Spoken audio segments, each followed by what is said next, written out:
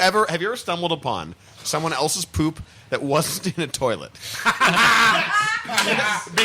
It's horrendous. Because that is the worst thing in the world. That person, this is human shit that is like free of the water of a toilet. Whoever did that is the fucking horrendous scourge of humanity. Yeah, scourge. Like there's no good smelling poop. It's poop. So like if you like say you're you're at the movie theater. Actually, a great example. Movie theater. For some reason, there's always one stall in the movie theater. Oh yeah. That someone just fucking like went in there and pulled their pants down and didn't even sit on the toilet. They just went for it. Like they just fucking covered the whole stall in shit. Grown up, human, comic, people!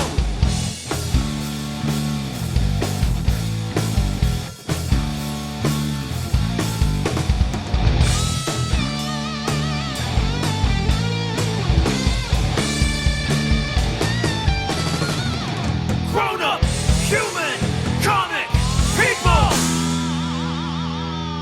Okay, so we're back here. Episode number 7. We never left. We never left. We never left. We never leave. We're always here. Episode 7, Grown Up Human Comic People. Welcome to the podcast. Volume 2. Volume 2, yes. Episode 7, Volume 2. Or Volume 2, Episode 7. We should really... you have to say the volume first. Like it's right. Yeah. Yeah. We did a Marvel fucking wrong. renumber. We've been doing that shit wrong the whole time. It's really confusing to everybody. Anyway. But honestly, that's like kind of on par with the way comic book collecting is, because it's always very confusing in terms of volumes and issues and yes, it is. Like, and with the comics, they don't tell you what volume it is. Right. You have to look that shit up. You like, do. It's not on the book. It's just like, this is number 1. You're like, no, this is like number 500. That's true. Yeah. It's like volume 7, number 1. Yeah, like come on, guys, you gotta give us the fucking volume number. Yeah, especially with Marvel now. Like every October, they fucking hit the reset button. Exactly. Yeah, even goddamn like Highlights magazine for kids has a volume number on it. Like get your shit together. Damn. So anyway, To see it, your local dentist office. yeah, man, I love Highlights for kids. You know Anyway, what's cool Oh, though? that's great. fucking Goofus and Gallon. You know what's cool? Detective and Action Comics went back to original To number regular number, yeah. in the 900s. Yeah, that's Wow, awesome. Cool. Kudos. Can you imagine how many variant covers are going to be for the 1000th issue of my each one of those? There's going to be like 40 variant covers. Every shop's going to have a variant cover. Anyway, we are grown up. Dude is bumping bass You know what's outside. awesome is blasting your music really, really loud. Yeah, in some your car assholes so that outside everyone just, can hear the actually, music just selection that blasting you their made. music. Sounded like an earthquake. Gotta say, actually, the bass from earlier in the previous episode, was out of this world. Here, we're hearing more than just bass, which means he's blowing his eardrums Oh, that out. guy can't hear anything. Yeah, I Yeah. know. Yeah. Well, that's probably why it's so loud. Yeah. Yeah. Yeah. So anyway, all right. So here we are. We are Grown Up Human Comic People. We are here, man. We can find us on Instagram and Twitter at Grown Up Humans, on YouTube, iTunes, Player FM, Tumblr, and Facebook at Grown Up Human Comic People. Go to grownuphumans.com. Check out our website. It's the bomb. Actually, shout out to Andy McDonald for doing our website. Hey, Andy, they made cartoons good fucking of job, us. man. Yeah, it's awesome. It's fucking awesome. Nice guy. Yeah, Andy's great. So yeah, thanks to Andy for doing the website. And we're on Epicast Network. Check out Epicast. Yeah, just Google Epicast. I think it's what's do you know what the website is? It's epicast.com. Epicast.com. Okay. Yeah, go to epicast.com. There's a bunch of other great podcasts on there too. Check it out. We just had Dave Racy on from Drinking Partners. That was fun. Shout out to Dave. Thanks for coming by. Yeah. Yeah, it was fun. And yeah, so stay tuned for ways to support the show. Yeah, we got yeah. some interesting ideas. Yeah, we're gonna coming your way to keep the lights Patreon. on. Yeah, we're gonna get a Patreon, that's so great. we can Yeah. continue doing this and keep the lights on. If you appreciate the podcast, throw some like a donation our way or whatever. Not much. We're gonna have yeah. different tiers. Yeah, we'll have like different set tiers, and we're gonna have like Yeah, I you- don't know what we think are nice rewards. Yeah, we'll reward like we'll do stuff for you if you give Yeah. us some money. Yeah, So but it's, for now, just like us on iTunes, because that's what you can do right now. exactly, yeah, like us on iTunes. Oh, yeah. Rate us very rate, well. review. Yeah. Yeah. Pump up that visibility. Exactly. Like give us a rating and a review. Yeah. Exactly. We're gonna have We will index higher. Oh my Yes. God, drunk people. On So, this episode. we've got the players. Let's introduce the players. So I'm going to just go around the room in the new format. We got Chris Gable. Chris, say something. Do I say anything here? Yes. That's good. Okay. Okay. We got Dan. I say nothing. Greg. This is Greg. Yes. We got J-Man. This is J-Man. Becky. This is Becky, and I'm so happy that Chris and I are well enough that we're in the same room, on the same podcast. This is so rare. Yeah, this never happens. Like, never happens. We have two of the sickest people I know. Actually, the two sickest people I know personally, definitely in the same room together that are not sick right now. It's almost a contest. Yeah, air high five. It's a contest that neither of us want to win. Yeah. And every time we see each other, we're just like, oh, so what fell out of you today? What drugs are you on? Yeah. Well, you have to speak into my other ear. I don't know why this one isn't working. ambulance ride? Yeah, last week. Say hi to Matt. I hate to. You think Maddie. we're kidding, but this is quite literally how our conversation. Yeah, this is exactly how our conversations go every time we see each other. You know, Matt, he drives a good ambulance. And we got Danny. Still Daniel. making pancakes at your mom's house. But not my mom. Hi, Gail. But not Gail's house. Don't you say a goddamn word about Gail. She's a saint. You're goddamn right she is. And putting fools in ambulances. Yeah, Dan putting fools in ambulances. Wish. As soon as But not Chris and I. Yeah, No. no. Yeah, everybody but Making more pancakes than the ambulance thing. I have one quick plug. Yes. So you should go see Titus Andronicus. Lacey Brooks is involved. It's going to be shown at 364 Gallery by Cup of Joe Productions. If you Google it, you'll find it. It's going to be shown. This is my favorite Shakespeare play. If you've never heard of it, it is the bloodiest, most devilish play. The only version I'm familiar with is the Anthony Hopkins version, the movie. Oh, Which yeah, is fucking yeah. insane. Awesome. It's awesome. It's crazy. Yeah. Whoa. But anyway, it will be shown Friday, September 30th through Friday, October 7th. So you've got a lot of time to get your tickets. It's an outdoor venue. Oh, cool. So go see it. Cool. Titus Andronicus, Cup of Joe Productions. Real. Nice. Thank you, Becky, for doing that. That's my actual girlfriend over there who I should have done that for. I'm a piece of shit. You're a dickhead. Yeah, I'm a piece of shit. Piece of shit. Everybody, just do the opposite of the thing we were talking about last episode. What is the opposite of this? I don't know what the opposite of that. It's Thumbs down. No, but that's yeah. why I'm here. It has to be, I'm it has to your be like friend. I'm your casual, friend. like casual disdain, like Casual. Didn't you already describe it? yeah. It's like the sensible chuckle. Didn't but you already the describe opposite. it? It might just be this like A shoulder shrug, like, come on, man. come on, yeah. I have never claimed to be a good person. So. No, yeah. You're a good dude. Yeah, he's full of shit. He's a good guy. Let's go on. Let's go on. Everybody from likes that. Chris. So we got, what, No, everybody hates oh, Chris. what's in Yeah. There you go. Never mind. So Everybody hates I'm gonna track my previous statement. I'm oh, lovely. well, come down to the comic book shop. Tell us where we are. Yes, 1931. We're 1931 right now. That's We cool. moved. It's a good. That's an interesting year. What do we think? Do we like the spot? I like the spot. I yeah.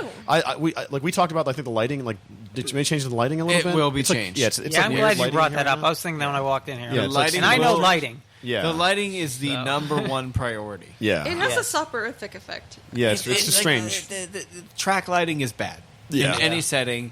Well, especially you're trying to read stuff. It's Right. like weird. Right. Like, yeah. but the nice thing about it is, and I'm no electrician, but I'm pretty sure the wires run through the track to some degree. They do. I can see it. So I feel like you need lamps. You know, you can never go wrong with some good lamps.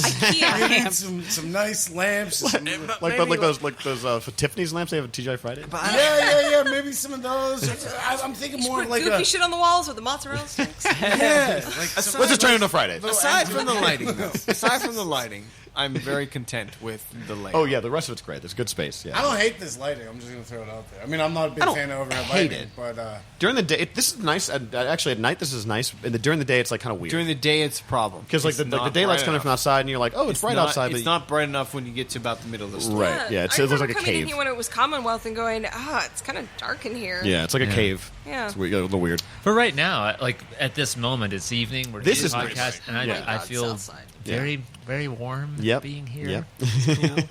But as opposed to the fluorescent lighting in the other store, yeah. Yeah. I don't know. Yeah, we'll see. Yeah. Have both. What the heck? Yeah. Depending on the occasion. Maybe, yeah. I don't know. I want to get a quote unquote professional in here to say like what you should do with this current wiring setup. I don't Right. know. But anyways, like let's move on. Okay, so anyway, we're at the shop, 1931 Carson Street. Go check out Radical Trivia. Go to radicaltrivia.com. It's a Come see fun some time. shows. It's a fun time. Also, check out Midnight Rose.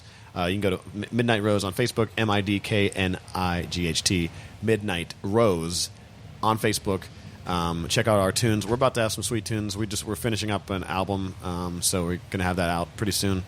We'll be playing what kind out of music you play. We play classic rock, man. Like The best. I like the best kind of fucking classic rock. Exactly. I love being able to say that. Like, because some people like you ask what their bands like. They're like, oh well, we're kind of like a cross between like Maroon 5 and like Megadeth and like I don't know. Yeah. Like, I don't know what the fuck. They're like, we're fusion jazz, hip hop, fusion metal. Like that dick in hand. Yeah. You're like, dude, what the fuck are you talking about? That doesn't make any sense. And then you listen to them, they're like Bruce Springsteen. You're like, yeah, that's what you sound like right there. Yeah, like doesn't. Yeah, You sound like any of that other shit. Exactly. But I like to be able to be like, no, we play in a band. We play classic rock music, and it's that simple. And that's exactly what it is. Yeah, Which it's awesome. means is like classic rock in the sense that like the Black Crowes, like if you were to describe that, yeah, they do original music, but what does it fit in with classic rock? Yeah, like, it sounds right at home with. Yeah, I mean, I don't know. So yeah, I'm happy to be playing in this band. Hey guys, I don't tell you that often enough. Oh, thanks for inviting me along. Of course, we're glad to have you. Yes. All right. So check that out. Anybody else plugs? Oh, metamesh.org. Check that out. Where's did Monkey go? Is he? He's probably taking a shit. He's probably pooping. Yeah, Monkey's pooping right now. Yeah, monkey poops He constantly. poops a lot. It could be my brother too. Oh yeah, Daniel, Jonathan Gable might be Your pooping. wonderful they might be Friday pooping at the class. same time. You should guess who's pooping. Pittsburgh That sounds listeners. like a contest Oh, that yeah. I don't know who wins. Nah. It's like our sick contest. Yeah, Dan, tell us. Oh yeah, Zombie Fit is a class I run at Yeah. Pittsburgh Fitness Project every Friday. Pittsburgh Fitness Project, 5601 Butler Street. Isn't it about to change up? Great little way to. Yeah, we're gonna be going up the hill. You're moving? But, yeah, the gym's moving, like right across the street, actually. To the jiggle? Up near that shop and save. The shopping On center. top of the hill there. Near that Dollar General, where don't get it twisted, everything ain't a dollar. Oh, Dollar General is the worst named place in the world. Dollar Tree, okay, Got everything's it. a dollar. I got it. Dollar Dollar General, General's what the not- hell's that? And some of that Yeah. stuff at Dollar Tree is overpriced at $1 too. Agreed. Yeah, Yeah, but definitely. Come on, at guys. least it's all $1. Oh yeah, Dollar General said a gym's moving up there. yeah. Dollar but what General, it is- generally $1. Dollar Tree, everything's $1. Come on.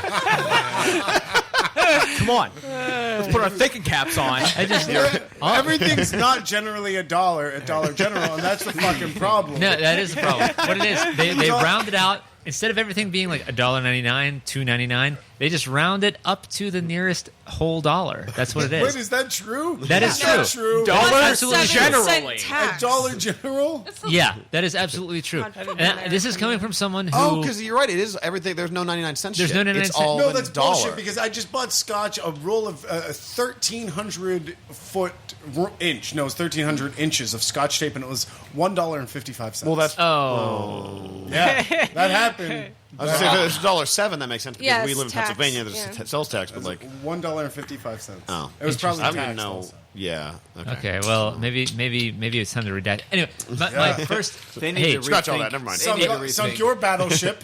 April D7. the April of 12th grade, my first job that earned me a paycheck was Dollar General for about 2.5 months. And How many people shit. did you motherfuck in this situation?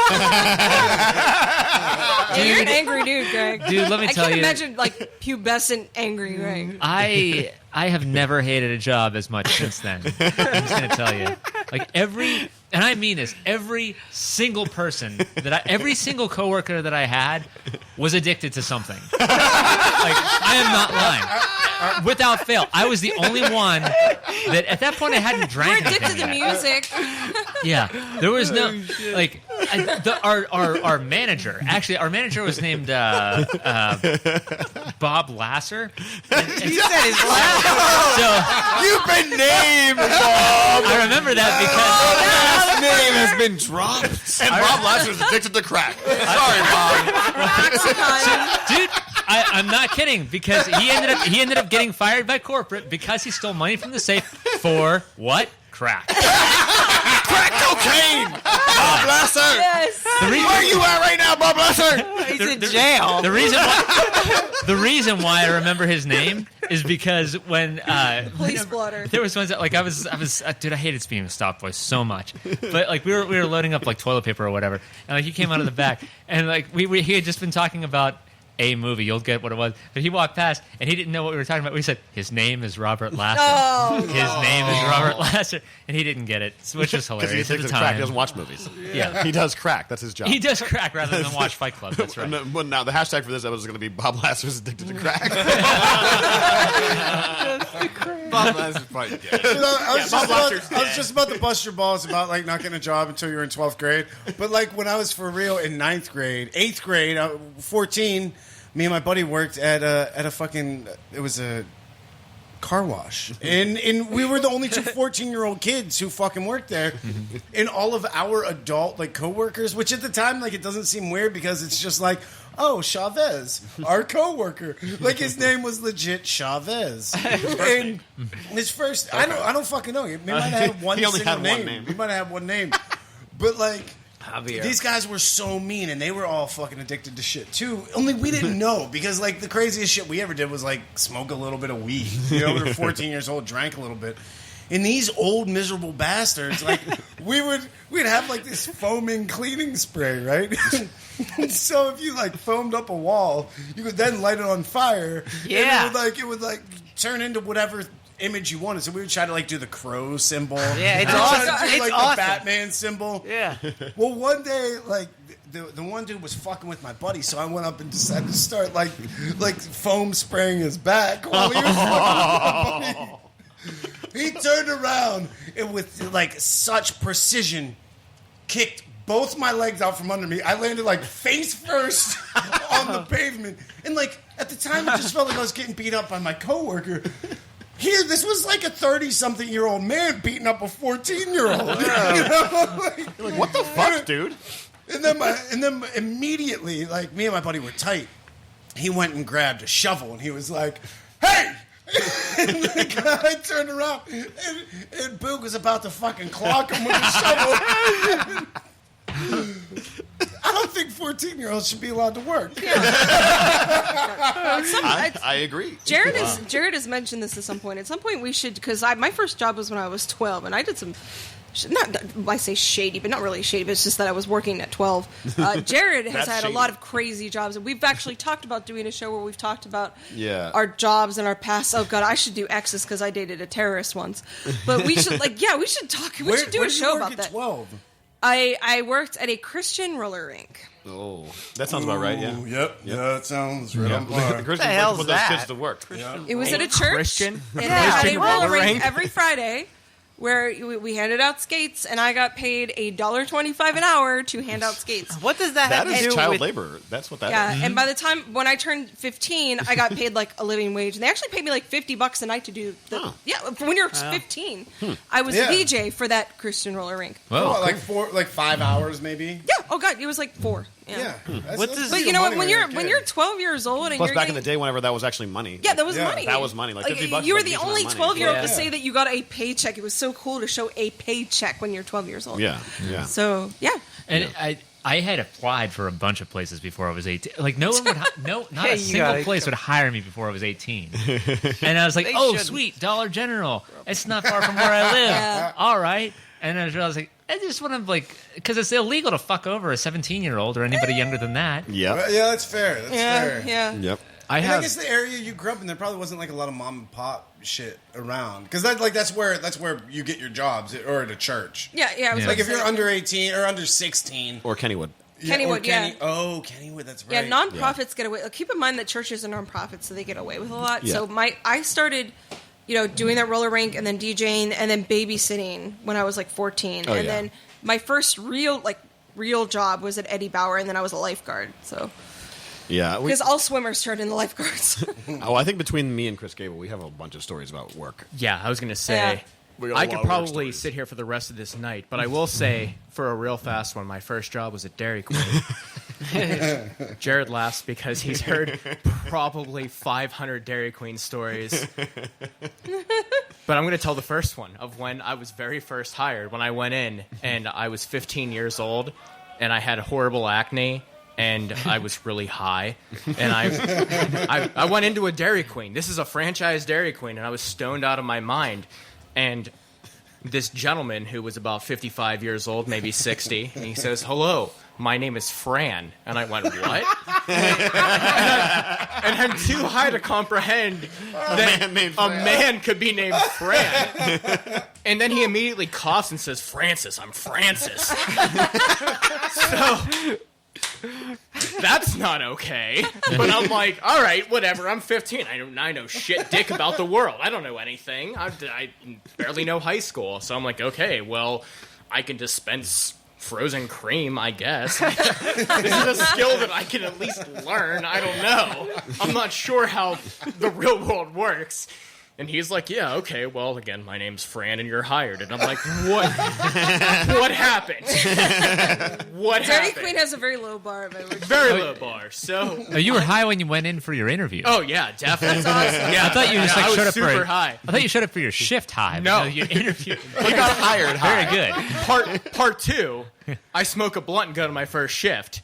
And I walked in the rain that day. I remember it vividly because I was like, it's right down the street. Like, I can just do it and I'll get there. And, they gave me a shirt and everything. And I was like, well, I was with my friends. And they were like, yeah, just smoke this blunt. Whatever. You got hired high. You can go in high, Hired obviously. high. They already think that's how you You act already anyway. think that's who you are. This is the person they hired. Yeah. Yeah, exactly. Don't falsely represent. And I'm like, all right, you guys are right.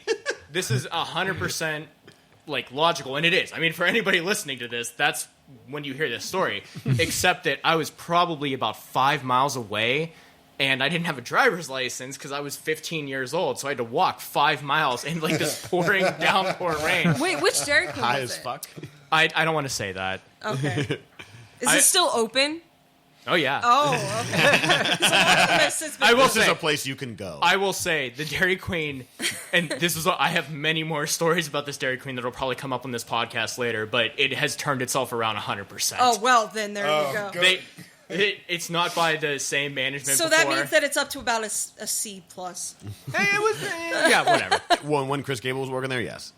Yeah, exactly. My God. So I walk in the rain for about 5 miles, so I come in soaking wet, stoned out of my mind, and there's these two people there that I have no idea who they are. And I walked in, and I'm like, hey, it's my first day, what's up? And they're like, oh, cool, all right. And there's nobody there. And they're like, just hanging out, making out. They're just making out. That's what they're doing. Like, they pulled their faces apart long enough to say welcome. That's it. And I'm just shivering and like, okay, well, this is my first, I don't even know how to pour a turd out of the ice cream machine. Like, I can't figure this out. And they're like, so, all right, what do you want to do? And I'm like, hey, guys, who are you? They didn't even give me their name. Collect a paycheck. Yeah. What do you mean, what do I want to do? So finally I broke down. I said, guys, I'm so high. And I walked 5 miles here in the rain. And they're like, oh, go make some food, man. You're starving. Damn. My first shift was 4 hours long, a trial shift. The entire 4 hours, I ate a hamburger, a hot dog. Nice. Did you make those items? Yeah, I made them all myself. They were like, this is your training. This is what you do. You're high, make yourself some food. This is your training. Pretty much.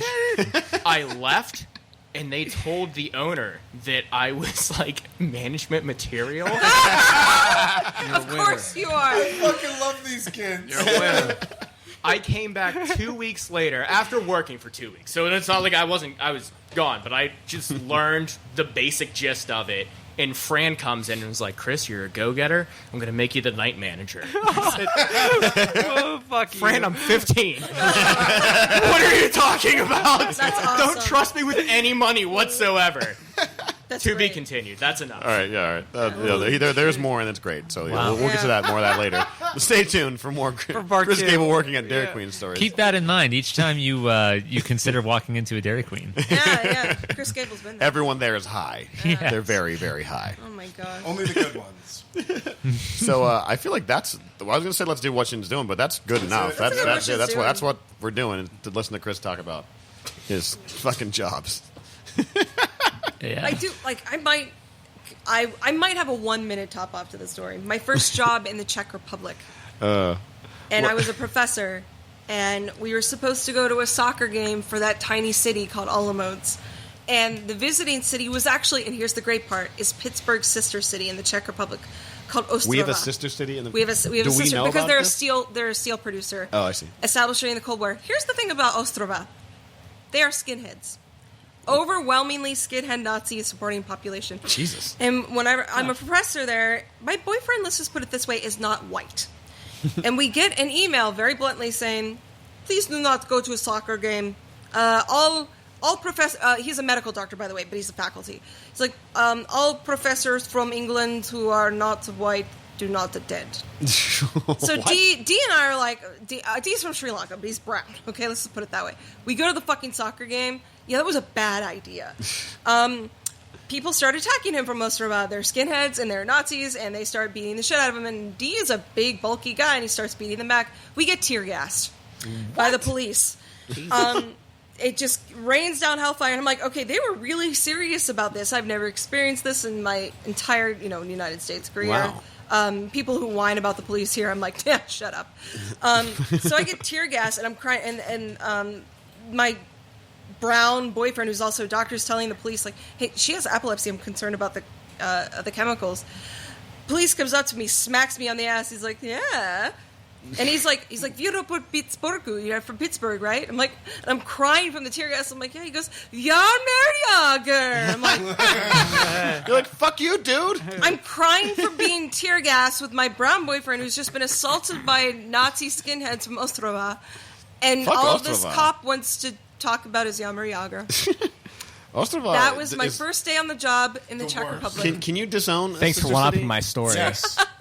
Yeah, can we just let's divorce. They're not our friends. No, let's liberate ourselves from that. Ostrava, Yeah, Ostrava. Sorry, Yeah, Ostrava. Czechs are awesome. Stop. Ostrava is not. Sorry. Stop calling yourself a sister city to us. I don't know. The guy did bring up sports, like in a totally inappropriate situation. Jared brings up a really solid point. Yeah. So We maybe they got a are warning email more related that we than we chose to think. ignore. Oh, I feel like if any people who are like regular Pittsburghers listening to this, they're like, well, he said Yager, so I feel it's okay. Hey, he's a little He's all right. okay. He's all right. That place sounds He all right. just doesn't like I'll go brown there. guys. He supports Yager. Just They like that Yager. one bad apple ruined a whole bunch. Yeah, So that's there's just- probably a couple jagoffs out there. Oh, yeah. Most of them seem all right. They seem okay. Yeah, they Most could of be the a listeners are 50-50. Yeah. If he would have said Stillers right now, you wouldn't even. I will tell you that from then on, Yeah. when I got email warnings about that sort of, I paid attention to Well, yeah, that sounds like yeah. So, yeah. So that was my Witchin's doing from like 9 years ago. All right. So let's move on. Let's go to I guess we'll start with animosity. Animosity. Okay. Becky, do you want to give us? I was really adamant about putting this on our list of shit to read. It's an Aftershock book, written by Marguerite Bennett, drawn by Raphael de la Tour. It's a very simple premise, and that is that you see these vignettes of people with various animals, a woman putting down her dog after a long life, a man about to shoot a cow because it's no longer producing milk, a cat sleeping in between people, pandas. I'll get to the fucking pandas. Killer whale performing at SeaWorld. Most importantly, a dog playing with a young girl. And all of a sudden, they become cognizant and they wake up, so to speak. It says, actually, in a little on the third page, mostly what we know is this. One day, for no goddamn reason, the animals woke up. They started thinking, they started talking, and they started taking revenge. We call it the wake. It's less dramatic than the funeral. And every animal behaves differently. Like I said, the dog who's lived a long life says, don't cry, I forgive you. The cow who's about to be put down, you don't have to do this. My favorite part of this That book one's are really the disturbing to me. fucking pandas. You don't have to do this. Right. I hate pandas. They're worthless. And the pandas are great. Wait, what? Wait. So the pandas say, why did you keep us alive for so long? And I went, yes! Pandas have bred themselves into random obscure... Like, they're the only animal in the world who have evolved backwards. They can't eat. They have to eat 24 hours in order to get any nutrients from bamboo. They don't fuck. Fucking let them die. And that's shown in this comic.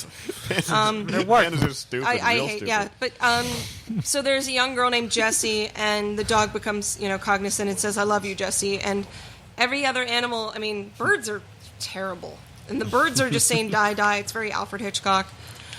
And the dog protects Jessie because she's your typical girl who loves the dog, and the dog loves her. And that's actually where we're left. There's for some reason a female tiger that's kept a couple floors up that wants to kill, and the dog protects Jessie and kills the tiger, and says, "I'll always be yours," and that's how it ends. Yeah. And the animals are waking up, and I think this is such an amazing premise. I think it's cool.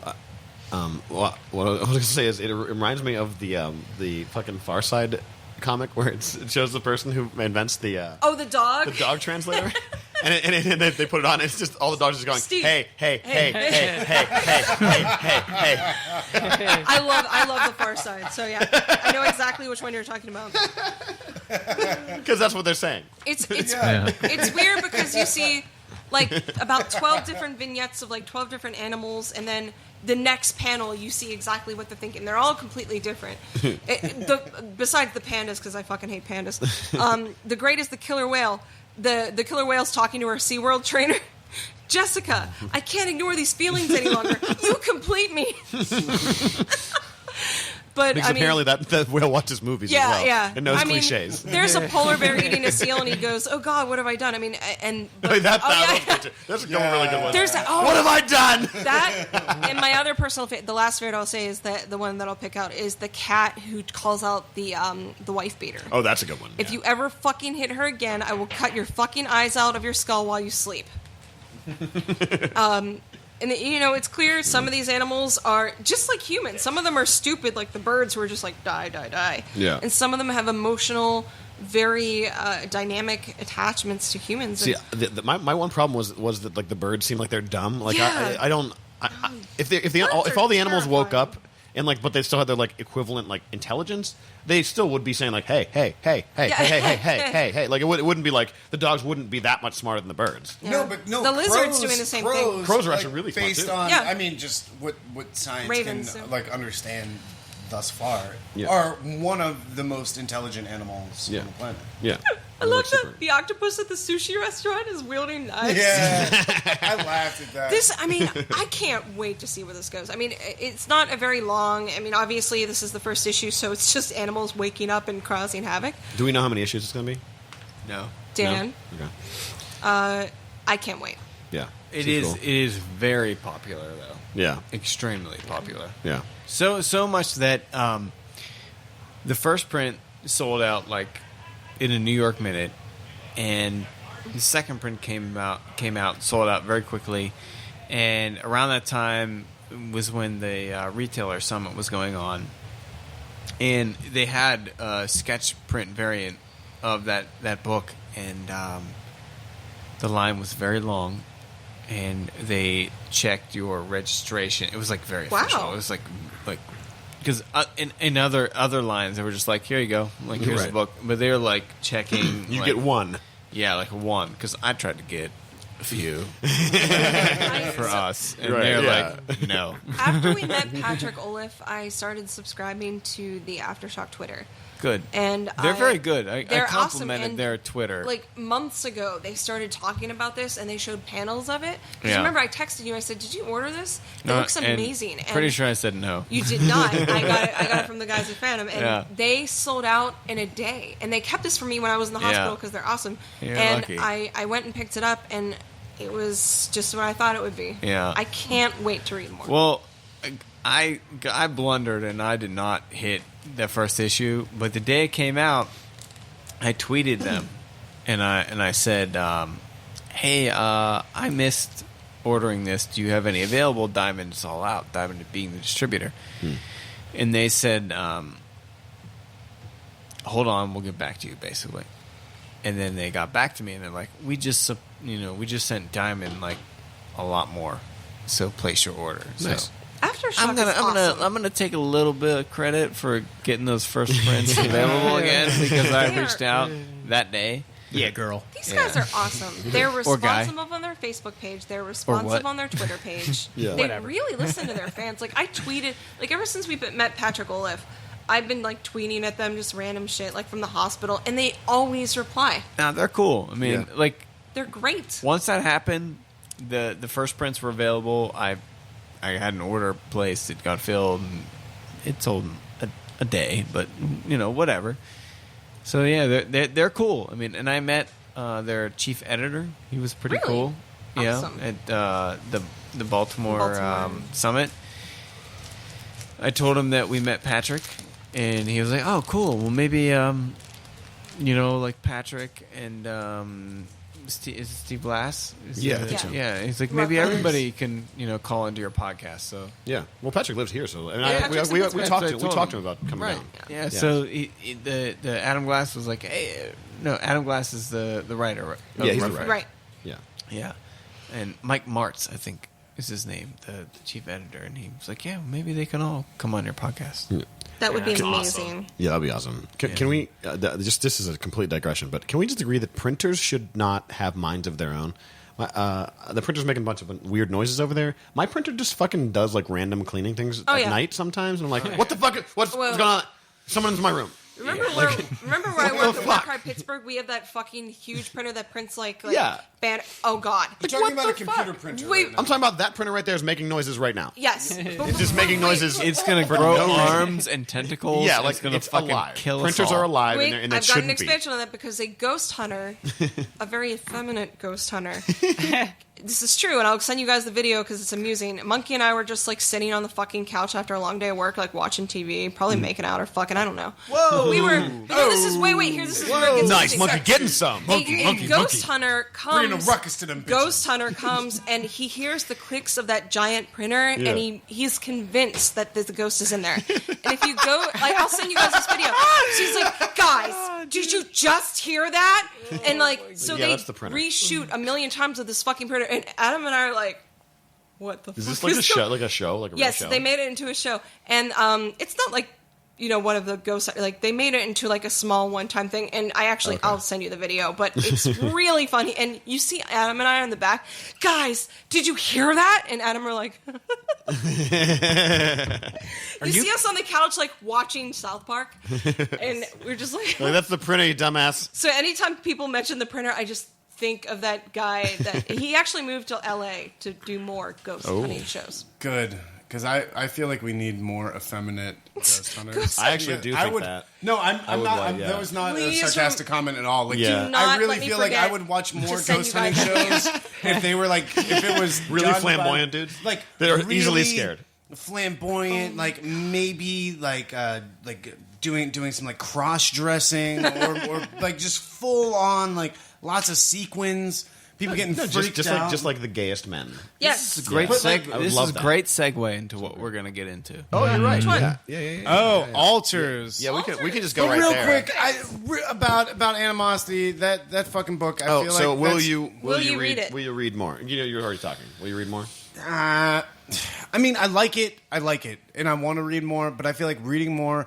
The reason why it's so popular, there's so many people who are anthropomorphizing. I'd say that furries.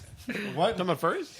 No. I'm talking about people attributing animals with all of these qualities, projecting their feelings on animals, projecting human qualities onto animals. And there's somebody who I love very much, not romantically, but they have dogs and they love their dogs. I think I know. Right, and they say to me, like, oh, don't do that. He or she feels this way when you do that. Oh, look, she loves you. Oh, look, she loves me. Oh, all this.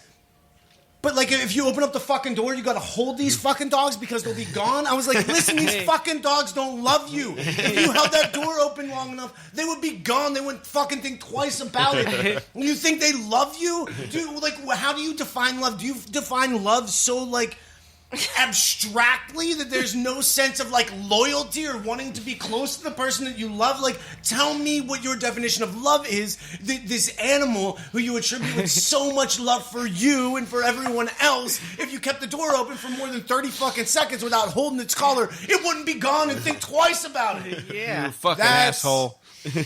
What I want to say, and I feel like that happens a lot. And the people dressing their dogs up in little fucking sweaters. Fuck you guys. You're absolutely right. Although I do have my cat does have a tie, and it's wonderful. I had a seizure saying. dog. That Does. was Yes. Yeah, it looks pretty fucking adorable. she really did. In fact, she really was. Oh, in yeah. fact, let me just Jared as the aficionado on you things that are missing the fucking main cute as stuff. shit. When the cat has a tie on, tell me it is not adorable. Yeah, it's an awesome tie. Yeah. I'm glad that I haven't seen the tie. I'm just saying, guys. You haven't seen the tie? I don't think I'll put the tie on when we get back. Oh gosh, sorry, Lynx. Yeah. Like, I'll drag Anyway, him away Chris, from you didn't read this, but are you interested in this book? Would it sound interesting? What do you think? I love personification.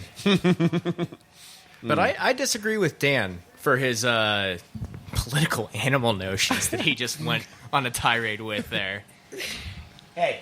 Wait, how can you disagree with that? I know, I never disagree with anything you say. This is the first time. No, but what? What do you disagree with about what I said? Sometimes an animal doesn't know what they have and what they're going to, so they just leave because there might be something better, and then they realize, holy shit, I don't know anything about anything, and they come back. Like a toddler, you're thinking? No, That's- that's giving them, that's attributing way too much intelligence in like whatever retrospective capacity to an animal that literally, like, if you died in the house with it, it would fucking eat you. I had Like, a it would seizure eat dog, you. Dan. I'm not saying if you seized to death and nobody came for you, that dog might eat you too. I'm just saying. If it was hungry enough, it would. Yeah. I mean, I would let it if it was that hungry, but I'm just saying Well, that. you'd be dead, Yeah, so it wouldn't I hope my dog eats me if I'm dead. What? Are you kidding? I'm just saying that I'm there- just laying there. There A are morsel. intelligent dogs who are very loyal. What is wrong with me if my dog can't fucking eat me? Well, first of all, My dog's not too good enough not to eat. I agree. Let's not We're pretend that tasty anyone Plus, or Chris and I are beings grown want to up, eat so you. Maybe the dog doesn't want to Yeah, catch no. the diabetes. I mean, nobody. No. No creature wants to eat I'm you. diabetic. personally. I have sweet morsels of meat. Oh, I guess that makes sense. Yeah, that's true. But Yeah. what Good I'm point. saying, okay, so there's a big fucking difference between loyalty and goddamn love. Oh, You know? yeah. Like, loyalty is, like, I'm sticking with you because I get fed. Motherfucker, also the I get fed every day. This dog doesn't love you. They're Like, they're pragmatic. They know that you have food. yeah, So and that- they've been bred this way for fucking thousands of years. 10,000 years. For over 10,000 years, probably. Maybe. Like, probably over 10,000 years. They've learned, be cool to this motherfucker because they're going to give you food maybe once a day, maybe a couple times a day. Like, just be cool. And guess what? If we listen really well, we'll get, like, little food things all day long. And we're going to do shit and, like, no. But confusing love for loyalty... That's like confusing respect for fear, you know? Like, All right, rein it in, Machiavelli. We're You're, all right. you're right, but Yeah. also my cat. We're going too really, far into my it. cat really does love me though. no, so. no, Lynx doesn't love you. Yes, he Lynx does. does not love you. Yes, he does. Don't be ridiculous. He loves me around No, here. Lynx loves you. You need a pet. Anyways, Does love you. I opened Pandora's box. I'm going to close it. You need a pet. Dan does need a pet. No, but I swear to God, I love animals. I really do. No, I know you Regardless, do. Like I I've seen you love love animals. You Yeah, need a I pet, really man. do. I love animals. Like will show like an fucking amazing loyalty. I don't confuse loyalty with love. I love animals, but I don't confuse that they animals' love me. loyalty is their love. No. That's like saying you can't say that. Like, it's just 'cause you- loyalty. No, Animals' because loyalty you're is their applying loyalty. human. My You're love applying for human them- logic to animal logic. Yeah, it doesn't work. You need that a pet. way. I'm sorry. Like, I think that No, I've had pets, and I love them deeply and dearly, but like I don't confuse their loyalty for love. But that's what it is. I think whenever loyalty is love with the pet. when I pick that's up all when they I, understand. They're too dumb to grasp anything else. No, or maybe we're just too like diluted because the relationship between humans and animals has changed so much in the last 100 years. Like vets were a thing that existed just to keep like livestock alive, right? And so as the agriculture in this country dwindled down and shrunk down and people there's more of an urban culture, there was literally, in the same way that fashion is an artificially injected trend, like veterinary, this idea of having animal companions is something that was injected into our society too, saying pets love you.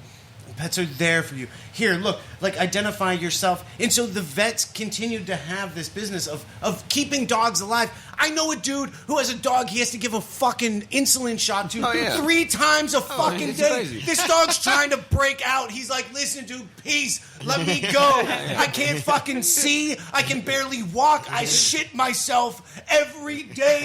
Let me die. And this greedy fucking motherfucker goes home every day 3 times a day and injects this dog with a needle to keep it alive. Just so it He's can trying breathe. to die. He just wants to go. It's like, let me go. He's fucking like 170 fucking dog years old, and he's keeping it alive with a needle 3 times a day. You fuck! She doesn't love you. She wants to die.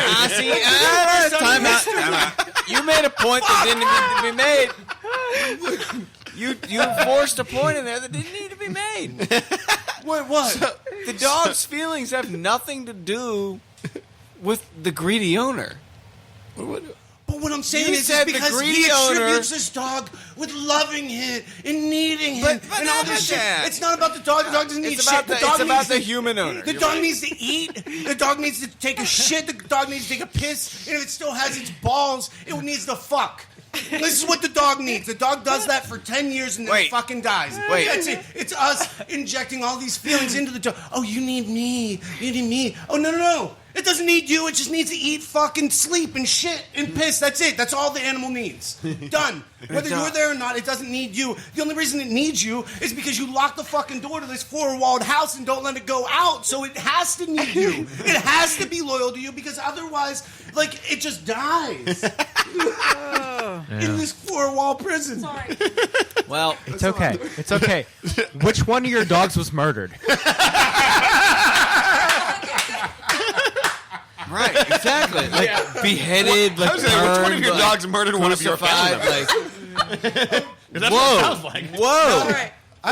whoa. Honestly, though, It sounds like you're Batman We're in a against safe dogs. space. I really love dogs. These dogs don't fucking. You do love dogs. I know. Wrong. Like, I really I'll make love- sure that this I'm never not sure- happens to anyone ever again. No, I really love dogs. I just fucking hate dog owners.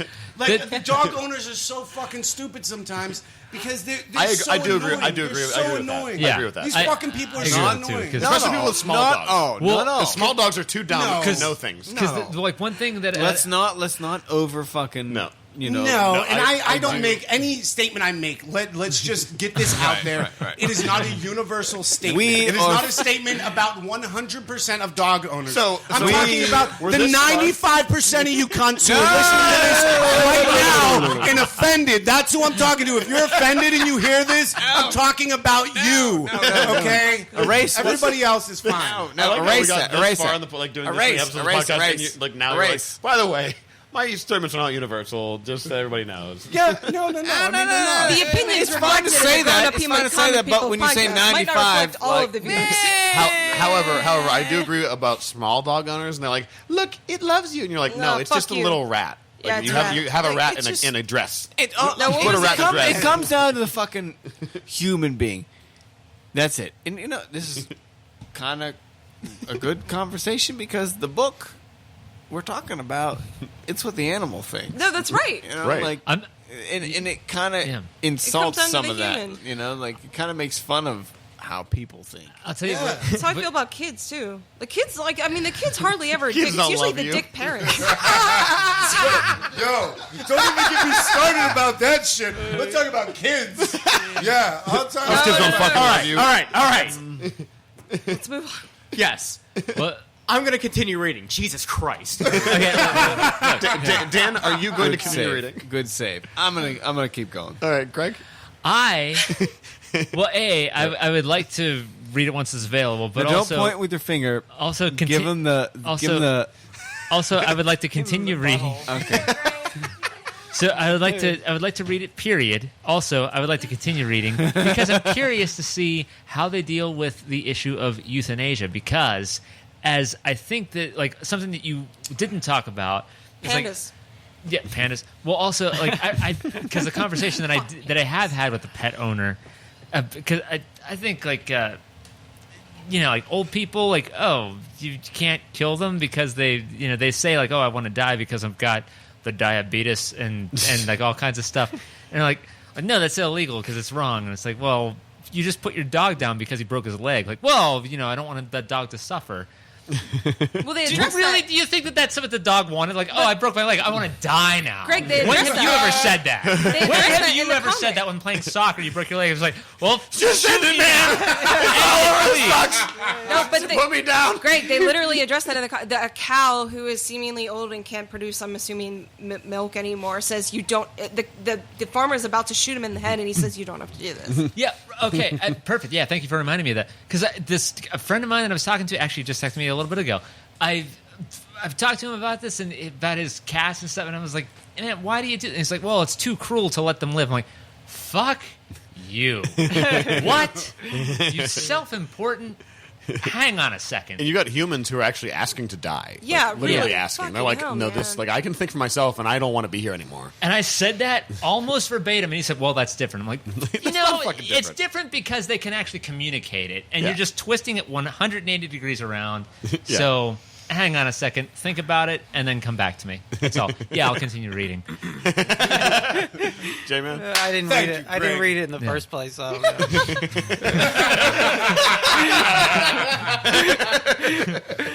and I don't really care for animals in general. So.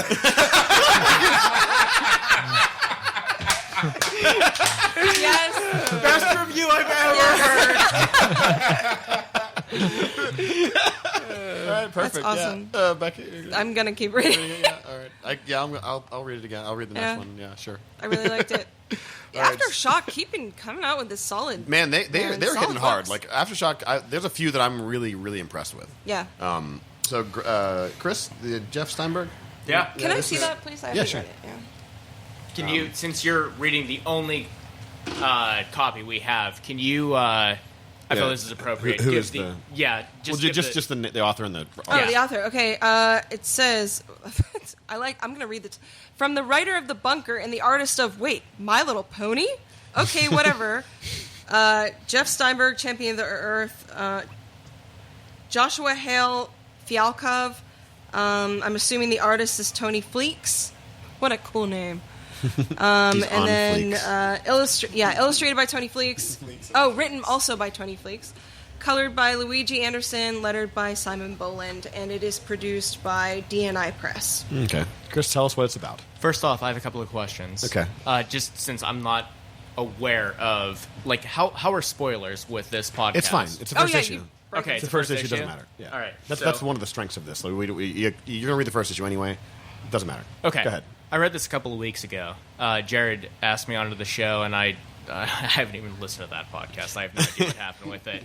I don't really remember what we did, but I have no. Yeah, no, Yeah. I was horribly intoxicated, but this stuck with me, and I actually requested to speak about this one for this one when they asked me later on tonight, and they're like, "Well, there's an extra microphone, and you're an asshole, so let's go with that." That's about right. Yeah. Yeah. So Jared and I, we were having butt troubles. That's a great start. I rock butts, dude. That's true. What? Yeah.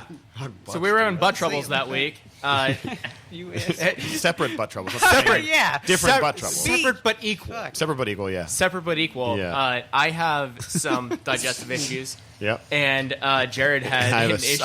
I have a second hole in my butt. So. Yeah. Yep. He literally has a second asshole that somebody busted in him. A doctor did. This is going somewhere. Yeah. So continue. Yeah. Keep going. So I was all aggravated, and I came over his house, and he said, "Hey, I want you to read this one." And I was like, "Oh, this makes so much sense that you want me to read this." Because Jeff Steinberg drinks a bunch of glue at the beginning of this episode. That's great. And I'm like, this makes so much sense. Jeff Steinberg, this is the premiere comic. Like, this is the opening, and he's just like, whatever, y'all, I'm drinking glue. And I'm like, Well, they build it up because you don't know exactly what you they're don't. talking about. Yeah, and that's Yeah, why I you asked have no about idea. spoilers. Yeah. So, like, thinking back on it, this is kind of like Napoleon Dynamite. Like, you think about it later, like, okay, that's actually really funny. Yeah. Like, so the whole first part of the comic book, Jeff's like, today's the day. Yeah. No. Yeah. He's like real confident walking around, and he's like, "Yep, I can feel it. This day's gonna be the day." And like all the people he knows, like throughout his life, they're like, "Jeff, what, today's the day?" And he's like, "Yep, today's the day." And they're like, "Fuck." Apparently, they all have like a pool going to see Yes. what the day. Everybody's would be. betting on They're when he's betting. actually going to shit. So yeah, it turns out that like they're betting on when this glue is going to pass through him, which is the best fucking way to open up a comic take book. a picture for me. Yeah. Obviously. Yeah. This is wonderful. So it's just like that's the whole like the first like couple pages of this book are just about him like on his way to take a shit. Yeah. But you think like from You think it's going to be something that's like really something from like 40 days and 40 nights, or like Like you he's know, gonna like go- jerking off, or he's gonna like go ask fucking, a girl or out he's on a gonna, date, like, or Yeah, like or something important. Yeah, word like he's gonna get this somebody job out. that he wanted or something. right. Yeah, It- but- it's, no, it's just him But taking a shit. wait. There's a line that literally, and I mean this quite true. Literally, he goes, "All right, asshole, let's do this." Yeah, Yep. yeah. That is actually the Literally, line. yeah. And the line. then as sorry, this is yours. Sorry, go ahead. No, it's fine. Oh my I included God. you Right. when I was talking about it. But I loved it.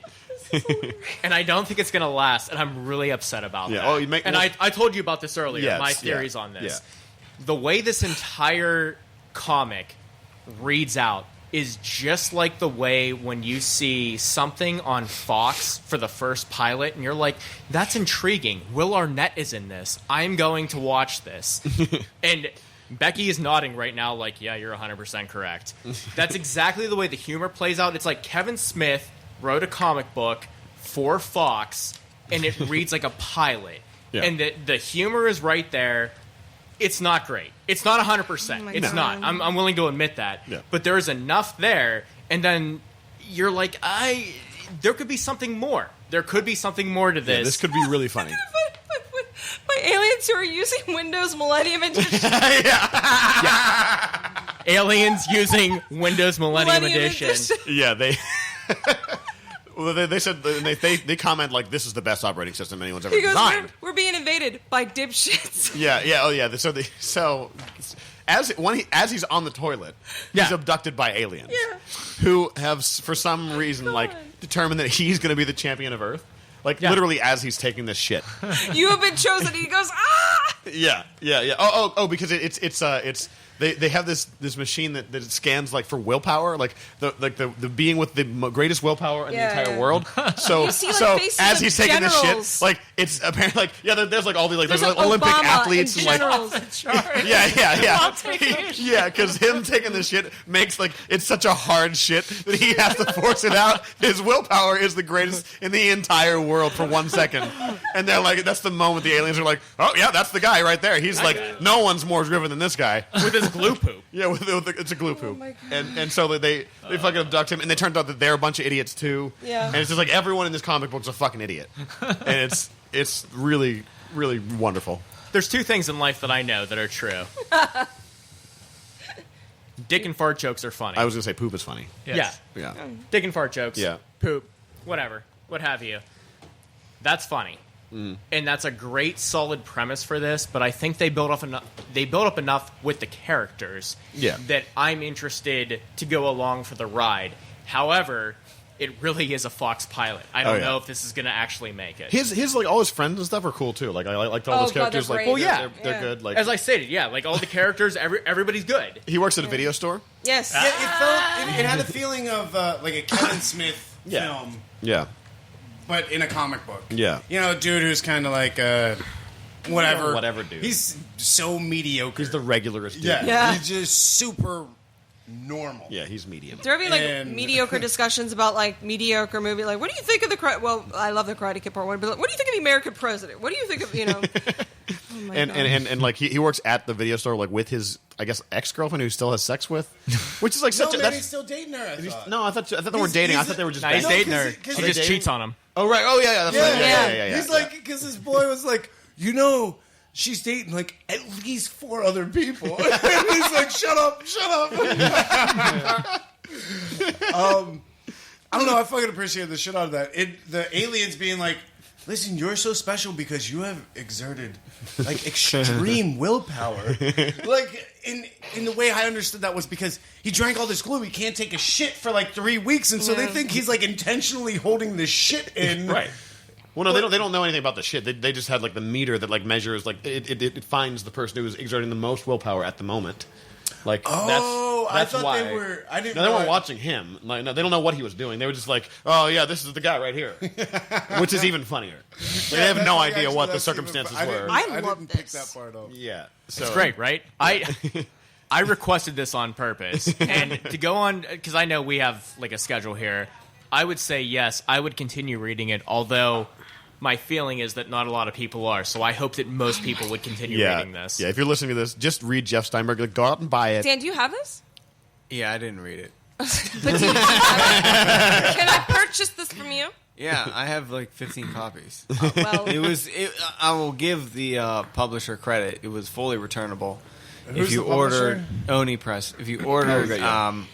10 or 15, it was fully returnable. So I gave it a go, and I sold one copy to me. Jared. So I'm gonna one, buy the really? next Just because one. that is yeah.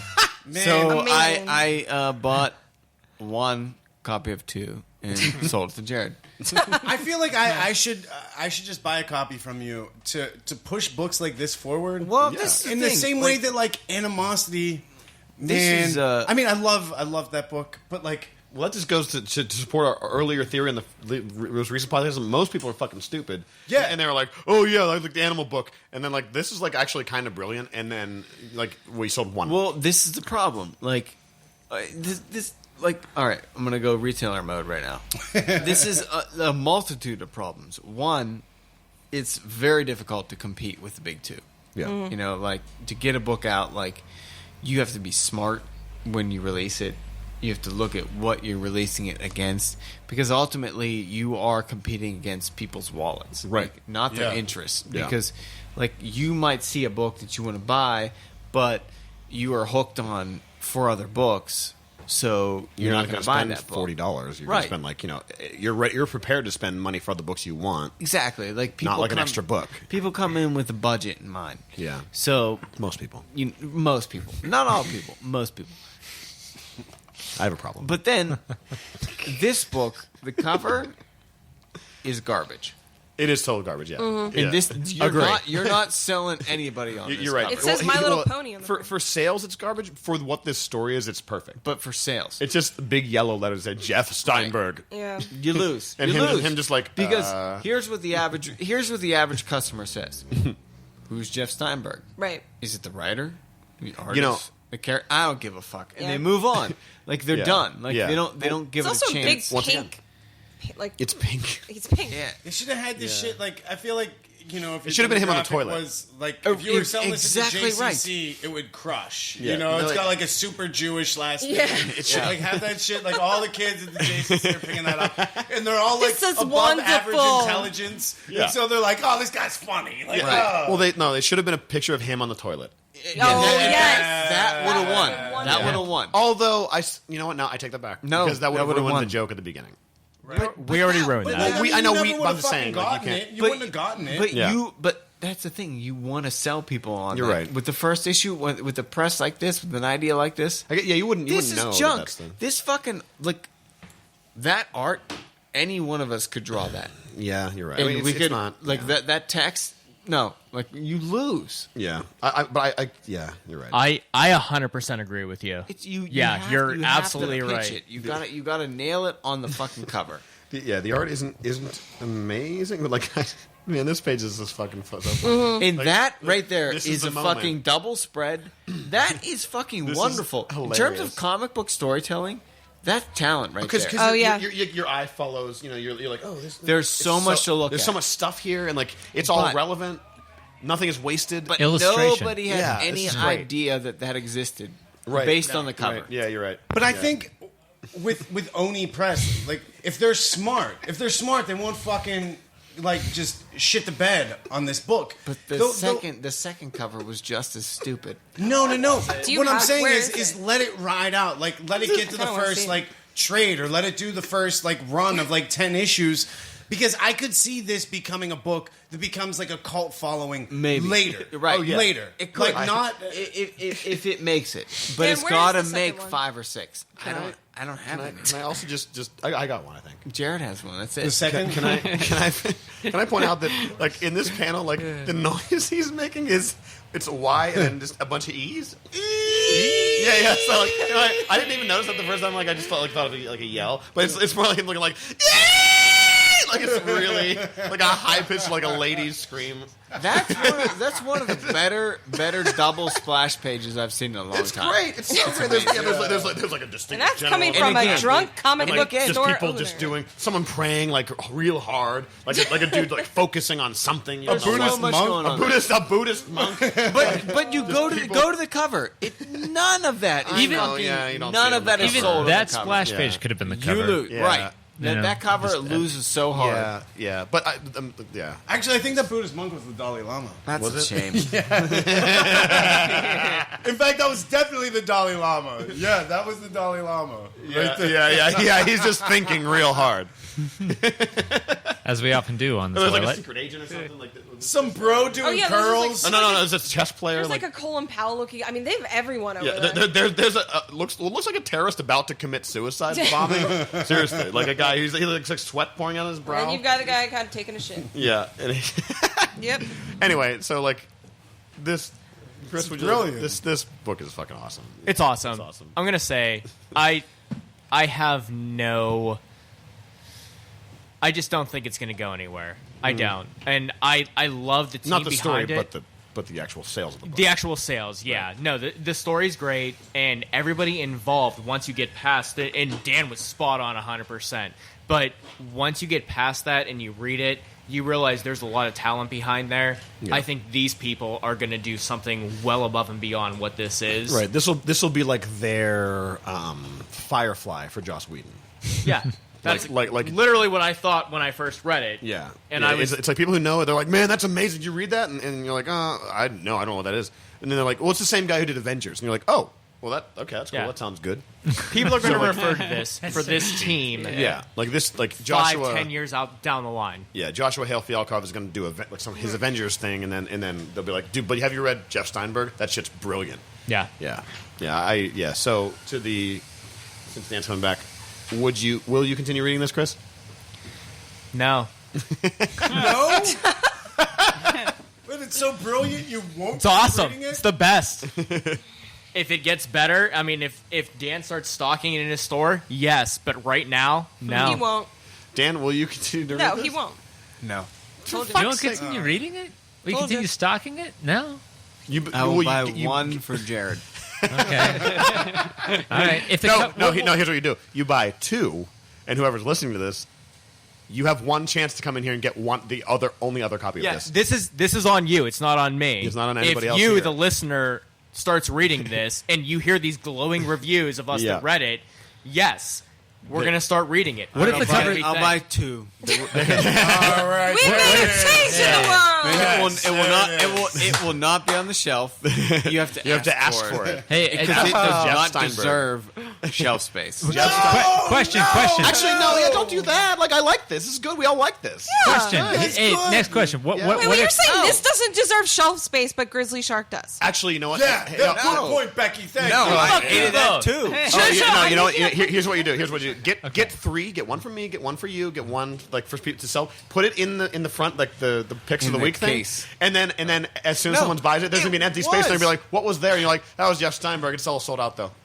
It was in the front fucking space. Yeah, I know. Number That's where I got it came from. out. Yeah. And it sold one. what if One.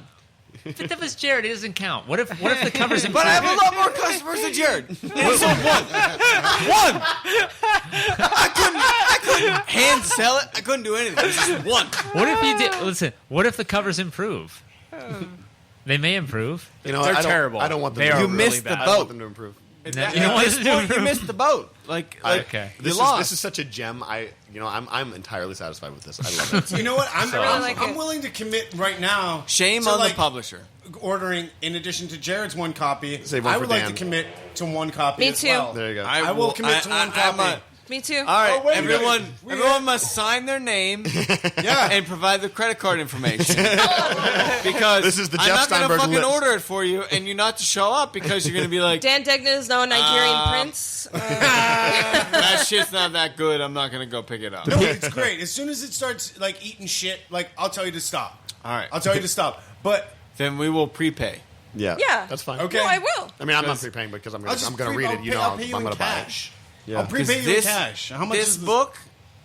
I don't know, $3, Just $4. $5. This book is a wonderful example of how you can have a good story, but you don't market it right. Yeah. No, You you're absolutely cannot right. execute it right. That's You're a right. really- You're that's right a about great that. point. Like that cover sucks on so many levels. See, the thing is, like, it actually caught my eye because it's so dumb. I was just like, what's that pink thing that says Jeff Steinberg in all capital letters? And it's like, it's not even Jeff Steinberg in like his whole name in one row. It's Jeff Steinberg. There you go. In yellow fucking letters. And it's like a derpy looking dude in the middle. I'm like, I'm going to read that. How That about was if awesome. it was the derpy looking dude and it said champion of Earth? Here, I'll Dan, put you've my got- money where How my much? mouth is. Maybe. How much better? Dan is putting his money where his mouth is. He's so does giving Monkey. you Right here, $5. $5. Monkey Monkey put his put down his $5. Boom. All right, we're gonna get some issues. Some issues. We're getting Jeff Steinberg in this fucking store. Jeff Steinberg. Jeff Steinberg. We already got 2. I'm prepaid. Mark this. Prepaid. Prepaid Jeff Prepaid. Steinberg. I'm putting in my Apple reminders that I have a Jeff Steinberg coming. I don't know how much it is, Monkey. How much is it? Jared? Well, this one is $4.99. $4.99. I put But this $5. this is kind of a big issue, though. Is it going to continue to be $4.99? I don't know. I don't know. You said the second $5 one seems actually came reasonable. out. Yeah. It did. Yeah. Yeah, it did. There you go. Jared. There it is. You got got the second Monkey one. and Yeah. Don Geely. Yeah. All right. Yeah. All right. Well, we'll get at least 2 more numbers. At least. So, okay, you guys said it. Greg, are you interested? I will answer this yes or no question with a brief story. When I was in preschool, we were walking back from our bathroom trip, and somebody said something that was hilarious, and the teacher turned around and said, "Hey, bathroom humor is not funny anymore."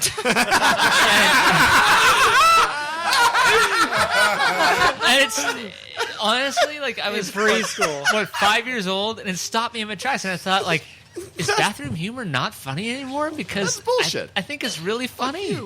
I don't know.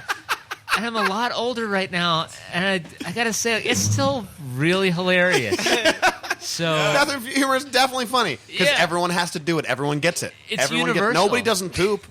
And poop smells disgusting, and you're like, you smell someone else's poop, you're like, oh my god, what's that? oh, yeah. To a certain degree, you're immune to your own. Have you Yeah. have you ever stumbled upon someone else's poop that wasn't in a toilet? Because It's horrendous. Because that is the worst thing in the world. That You're like, person- this is human shit that is like free of the water of a toilet. Whoever did that is the It's fucking horrendous. scourge of humanity. Yeah, scourge. Like there's no good smelling poop. It's poop. So Yeah. like if you like say you're you're at the movie theater. Actually, a great example. Movie theater. For some reason, there's always one stall in the movie theater Oh yeah. that someone just fucking like went in there and pulled their pants down and didn't even sit on the toilet. They just went for it. Like they just fucking covered the whole stall in shit.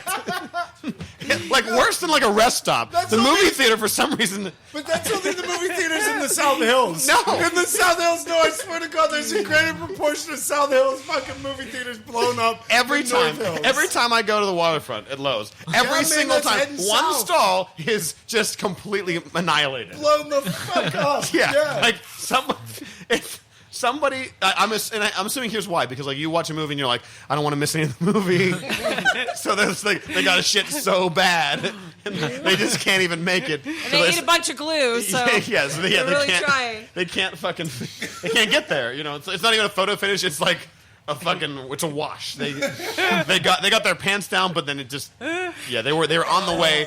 Yeah, they didn't get to sit. So, but the thing is, like, what's crazy to me is, like, when I'm taking a shit in public, I'm trying not to, like, let out these, like, huge, like blasters. Like, Right. like, I'm just trying to, like, be The Inception thing? as I can. Is that your shit, the Inception thing? Christopher like, Nolan you're shit. trying to keep it cool. Like, man, I hope I don't like blast too many bombs in here. And you try to do it discreetly. You get out, you wipe, you get out, and walk out the door. Everything's cool. Give a couple courtesy flushes. Who's that motherfucker who walks in there like a gangster? Like, oh, I'm gonna shit all over this place. Like blasting the walls. You know, I feel like that person then goes home and masturbates about what they just did. Oh my god! Jared looks at that. That's it. That was everything. Jesus Christ. Oh my. It's like some fat guy. He sits at his computer and he's just like, yeah, that was a good one.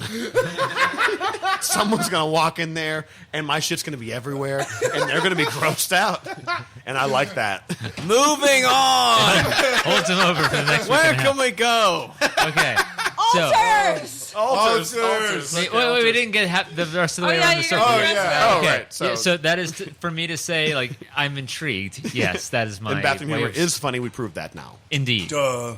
Moving on. Jay. I didn't read it, but I will read it because I know the one guy who actually has it. I've actually put my money down, so There you go. I read it. Yeah. I laughed my ass off while you guys were talking about it. So I paid for my next issue already. yeah, we've So actually. there you I go. took a picture. I'm going to put it on There's a the stack on the of cash Facebook on the page. table. We have actually a stack of. I've taken a Yep. picture of it. Yeah. All right, it's in print. How many? Who threw down? I threw did. money down. There's three. Looks like there's Three three. There's people. $15 there. Yeah. Okay. Ordering Done 3 deal. Plus issues. Jared, that's Barry. 4. Well, I mean, Jared yeah, already Jared's already got his his number second 2. one. yeah, I got my number 2. Yeah. My number 2. Oh, we went the first one. Whoa, I got him in the back. Okay. Yeah. All right. Okay, cool. But yeah, order me the we second can one. get we can get Yeah. the back. We can get the back later. Yeah, order Yeah. the second one for me. All right. We can always get the It's back coming. later. Okay.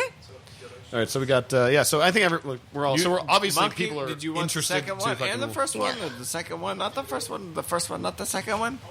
Monkey's gotten both. Done. He's getting both. I actually haven't read the second one yet. I'm really excited about it. Jeff Steinberg. Jeff Steinberg, champion of Earth. Yo, we need to holler Market at your motherfuckers, shit though, better. At Oni Press. Oni Press, yeah. Like, Yeah, we need to holler at you because we're holding it down at Southside Comics Pittsburgh. We ordered 5 more issues of this. Yeah, despite your cover work, Yeah. We hate your cover. sirs or madams. Yeah, we all hate your I think we cover. should send them this podcast. Pink? Really? Sounds like a Hitchhiker's Guide kind of vibe. It kind of is like Yes. the aliens are ridiculous. Yeah. I in my head I'm hearing them like speaking in like all fucking like capital letters. It's Yeah. like this champion will represent the best your people have. I'm gonna say, kind of like the big head. Yep. From, Show me fucking, what you got. Show me what Yeah. you got. actually, I the think I'll have night soup today. the night before I read this, and Jared forced me to read this, Lacey and I watched Hitchhiker's Guide, and I had this in my head the entire time. I was like, holy shit. Were you thinking of Vogans Yeah. or something? Yeah. Well, the aliens even created Windows ME. Millennium Edition, which is the using worst Windows ME, the fucking worst Windows operating system in the history of the world. ever. Or they were using it or created it, Yeah, one or the other.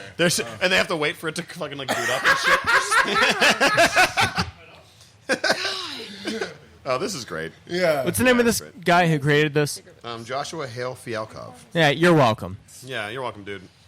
Good looking, man. Yeah, What's our next it is one? Funny.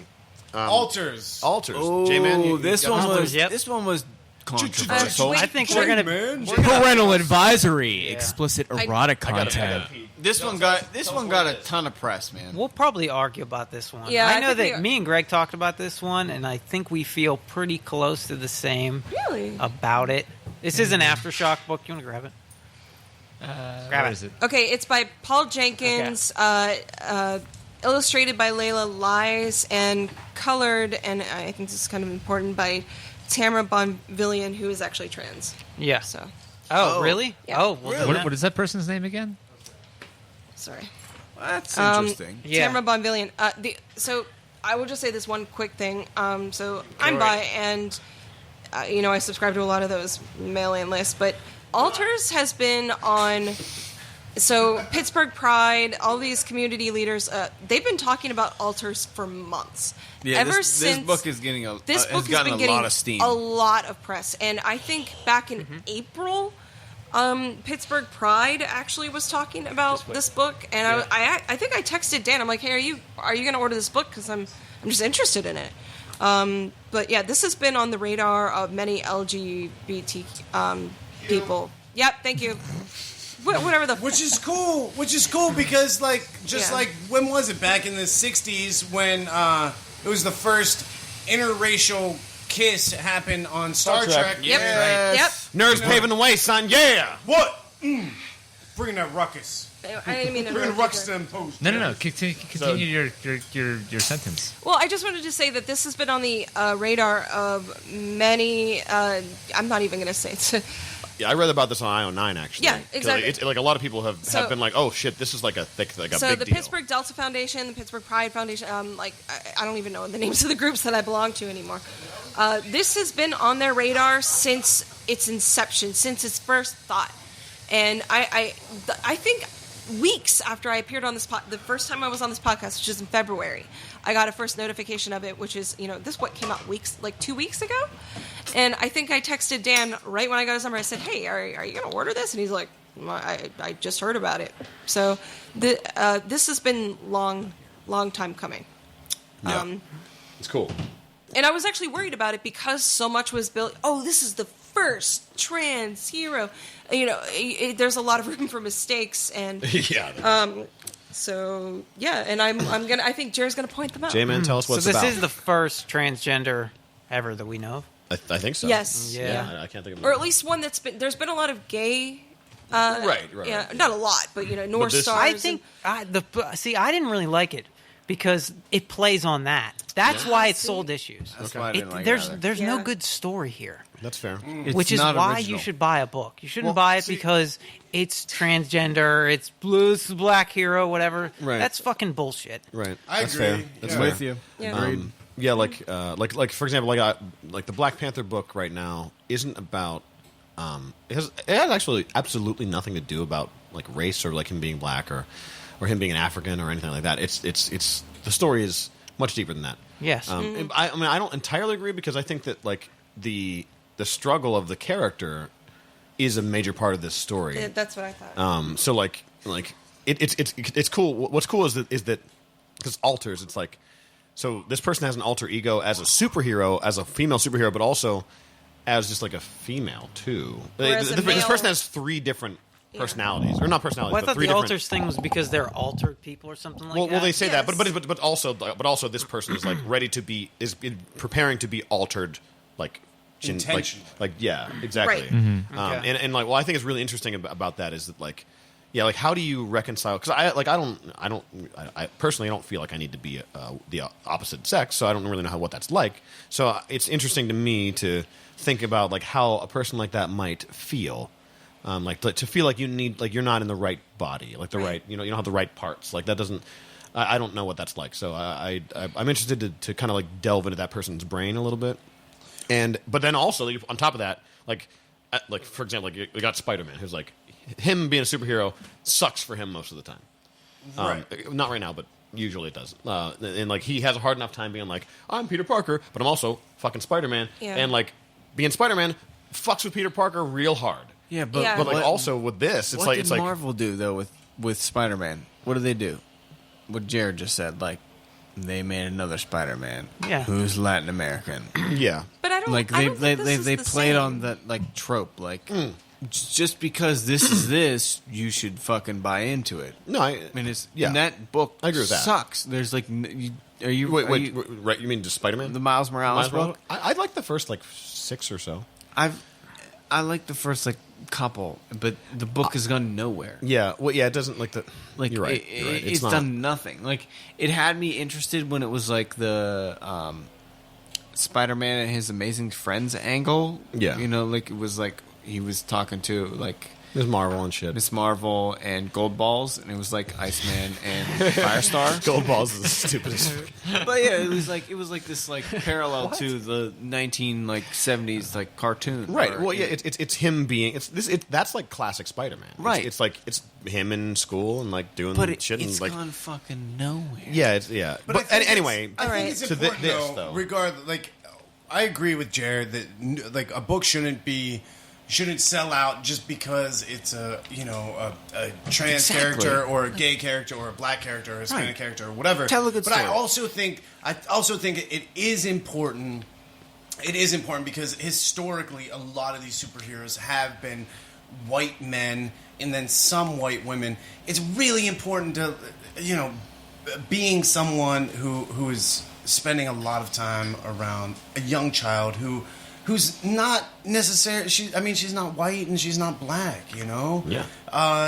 but she's both in having her in a community that's all white, and having her, growing up idolizing Hannah Montana, and having her go to a school that's predominantly white, and seeing exceptionalism like through the frame of or through the lens of whiteness, that's problematic too. Yeah. And so any attempt to try to throw I almost said throw somebody a bone, but that's not it. But just showing that exceptionalism exists in a greater spectrum than there's no the aesthetic, the fucking superficial qualities of your being do not dictate exceptionalism. And so I appreciate that. But also in Alters, she keeps talking about, or he keeps talking about this, they... Zed. Or Zed, yeah. You know what? Zed keeps I hate talking that. about... Well, no, I don't really like that. I mean, it's not my whatever. I'm not judging Zed, but also they is actually a correct. It is correct. It's linguistically correct. Linguistically sure. correct term to say. It is. Monkey, shut the fuck up. Sure. It is absolutely accepted. You're the worst English major ever. Stop. They keep talking about they keep talking about the intersection. This intersection in the intersection where expectation meets identity. Right. And this is really fucking cool. And they are talking about in this their expectation as... I'm gonna say she because they want to be. He identifies as a she. He identifies as she, so it's she. So she sees that her decisions to transition are about to have... She said that there are 3 intersections. There's going to be a collision. Something fucking really drastic is going to happen. In her personal life or in, obviously, just superpowers between now. her and her family, between her and her superpower, and then between her and her life as she understood it prior to this, realization. And so, while I felt like the superhero component to this story was kind of weak and shitty, I agree. Everything else, the entire story, I thought was good. I kind of dug it. I liked it. Here's the thing. Even the superhero stuff. I thought that was kind of cool. There's this I like the bad guy. He's the Matter Man. Matter Man. We don't even actually know what his power is, but he's just this fucking dickhead who's just smoking a cigarette and then snaps a guy's neck. He was great. And he bleeds all of a sudden. Yeah, and you're like, what the fuck is who is he? And everyone's afraid of him. He's fucking goddamn Voldemort. Everyone. Yeah, I didn't think there was anything original about that. Though. But that's I a think Clint Eastwood movie where they roll into a town and the town's all taken over by some thug. Yeah, and then, you know what I mean. It's with the whole world, no, but you're it's right. the same. Right. Fucking thing. But I still feel like that's an interesting. I think there was a little originality in the actual superhero side of the story. Right. I was more where it's annoyed by the originality comes from the transgender thing, which shouldn't even fucking matter. The character can be whatever. But to the character itself, it does matter, and I think that it's also like you were just saying, it's important that there are. It is important that there are characters like this. It's definitely socially. But it's to important sell a that book characters- on that premise is kind of fucked up. I mean, I think maybe you might sell this first issue on that premise, but in the future, you could. I'm still interested in the story. I'm interested in listening to the expanded story and where. Because I'm just interested how her family reacts to her being a girl. I really want to see because they kind of make it so that they're all very platonic, just the regular family, their dad's taken. Although her little brother does have he's mentally disabled and physically disabled. He's mentally too. What does he have? He can only cerebral cerebral palsy. Cerebral palsy. Right. Also, I think it might be the older brother because is that the older brother? Because when he interacts with the other brother, it's he puts him in a headlock. Yeah. And so it's just something that an older brother does to a younger brother. Right. And so the main character says that he's the middle child of 3. Right. If he's putting the one who doesn't have CP into a headlock, I gather that that's the younger brother. So I think the older brother has CP. Okay. I wasn't sure about which. Let me say a few things. Like I said, this was a long time coming. I was worried that they would stick this into kind of a TV superhero trope, and in a way they did. A little bit. That being said, I think that Matter Man is interesting. I want to see where he's going. Yeah. Wait, Matter Man? Matter Man is Matter Man. the evil. Also, I love that. guy. That's just so stupid. Matter Man. That's awesome. So I don't have any I have a few trans friends, and I've seen some of them are dicks. I mean, like just like humans are dicks. Just because they're trans, just because you have cancer, just because you're facing adversity doesn't mean you're a nice person. Right. I would actually kind of like the main character to be a little bit of a dick. Yeah. That'd be great. That If being it's like you said, didn't, I mean, automatically like them. you see Spider-Man and Superman having alter egos. This person has two alter egos because he has a very kind of very caring but oblivious mother. Yeah. And a very sort of like a macho Wonder alpha Years dad. alpha dad who likes the younger son because he's the typical alpha son baseball player. Yeah. And because he's a little bit effeminate and quiet, and his brother who's disabled get ignored. Yeah. The alpha brother gets lauded because I like the fact that because the parents are like the dad's like he's like a fucking dad. He's like I'm an American dad. Yeah. And then like the mom's like oh yeah I'm a mom. And then, but I want to know. I feel like they're going to do something more interesting with the parents, like because you kind of expect them to like the characters expect them to freak out, like as soon as they're like it'll crush them if I tell them that I'm going to be a woman. But like I'd love for it would be they could set up a really really like a heartfelt moment if the parents are like, well that's fine. That's cool. Like, they're already we're good with that. accepting. We love you, so whatever you want. So they're accepting of Teddy having cerebral palsy. Yeah. And actually, Greg and I were talking about what if Teddy has something? What if Teddy has some special powers? Right. Oh my God, the Benefriends. Adam and I came up with this idea for a special group that needs super group called the Benefriends. I already know what you're going to say, so. But I won't elaborate. But you know what? But seriously.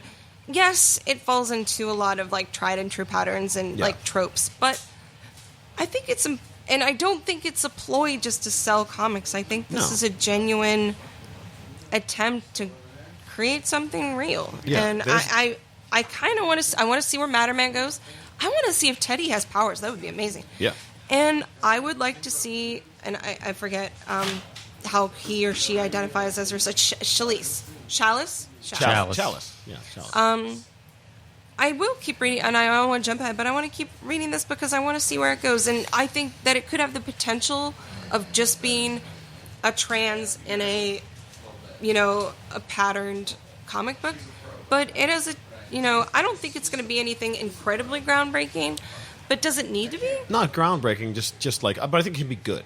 Yes. Like really good. And I'd be okay with there's it a lot just of being room good. for like with the family side of stuff. There's a lot of room for like a lot of heart. Which is why I'm looking forward to. Like I'm expecting and there to be a lot Matterman's of such heart. a dick, and you know. Yeah. I think this has the potential to be good, and I want to see that. Yeah, I want to see like a lot of family support for the character whenever she's expecting the opposite. So the dad, did you see? The dad is the dad from the Wonder Years. I mean, it's Jack Arnold. Yeah, it's Jack Arnold. That is him. Also, General, what's his name from Independence Day at the beginning? General, what's his name? He's not named, but he's General. Really, if I will most likely read the second issue of this because I want to see what happens with the collision, right? With these intersections. Mm-hmm. That was a really they made it a point to come back to that several times throughout the book. And I think it'll be cool to see how that plays out. And I'm totally fine seeing no support from the family at all. Right. Because I think I'm okay seeing that because I feel like that's more realistic. That's part of what these kids are experiencing at 15, 16 years old, 17 years old, being told that you'll grow out of this, maybe not family support at the beginning, but then they come around later. Yeah, that'll make it like a feel good moment. But I'm happy to see. I need to have a feel good moment in this. Yes, I need to have that from this. I need to have a fucking feel good moment. Jared, I completely agree with you. Yeah, like I can't just have like this be a depressing story about someone who is shit on in 3 parts of their life. I was more annoyed by Octavian because he's just so he's so hipster douche. Yeah, he's just a whatever. I hate his mustache. It reminds me of somebody else's mustache. Yeah. Hipster douche. All right. So let's go around. Chris, are you interested? You didn't read this, right? I didn't read it. Okay. No. Are you interested? No. I don't want to bring anything further to this. Like, we're not going to talk about it. It just, the actual story itself, regardless of the social repercussions around it, did not interest me at all. Fair enough. Okay, fair enough. That's it. All right. Dan, what do you think? No. Okay. Greg? I gotta start talking about this by saying it's bullshit. I think that they start out like it's X-Men. The only thing that's different in this from X-Men is that they go into it way faster than anything else, and the main character's trans. As everybody else has said before, that's really cheap. I think that one of the things that are more interesting about trans people is like the process of them deciding to become so, which this completely skips over. Before I started reading the story, the comic, I glanced at the back to see what other credits the creators have behind them, and Paul something or other. What's the Paul Jenkins? Paul but Jenkins. The colorist is trans, so okay. Just putting that out there. So Paul Jenkins has out of everybody in the creative field, Paul Jenkins has the most credits behind him. He worked on Teenage Mutant Ninja Turtles, and it looks like he's been working for decades. And I thought, oh, cool. I have high things to expect. I think it's just like high salesmanship to expect because they're like. Sign of the times, like stuff's happening, and he's like, "Oh, okay. Well, let's just cram as much stuff into issue number 1 as we can."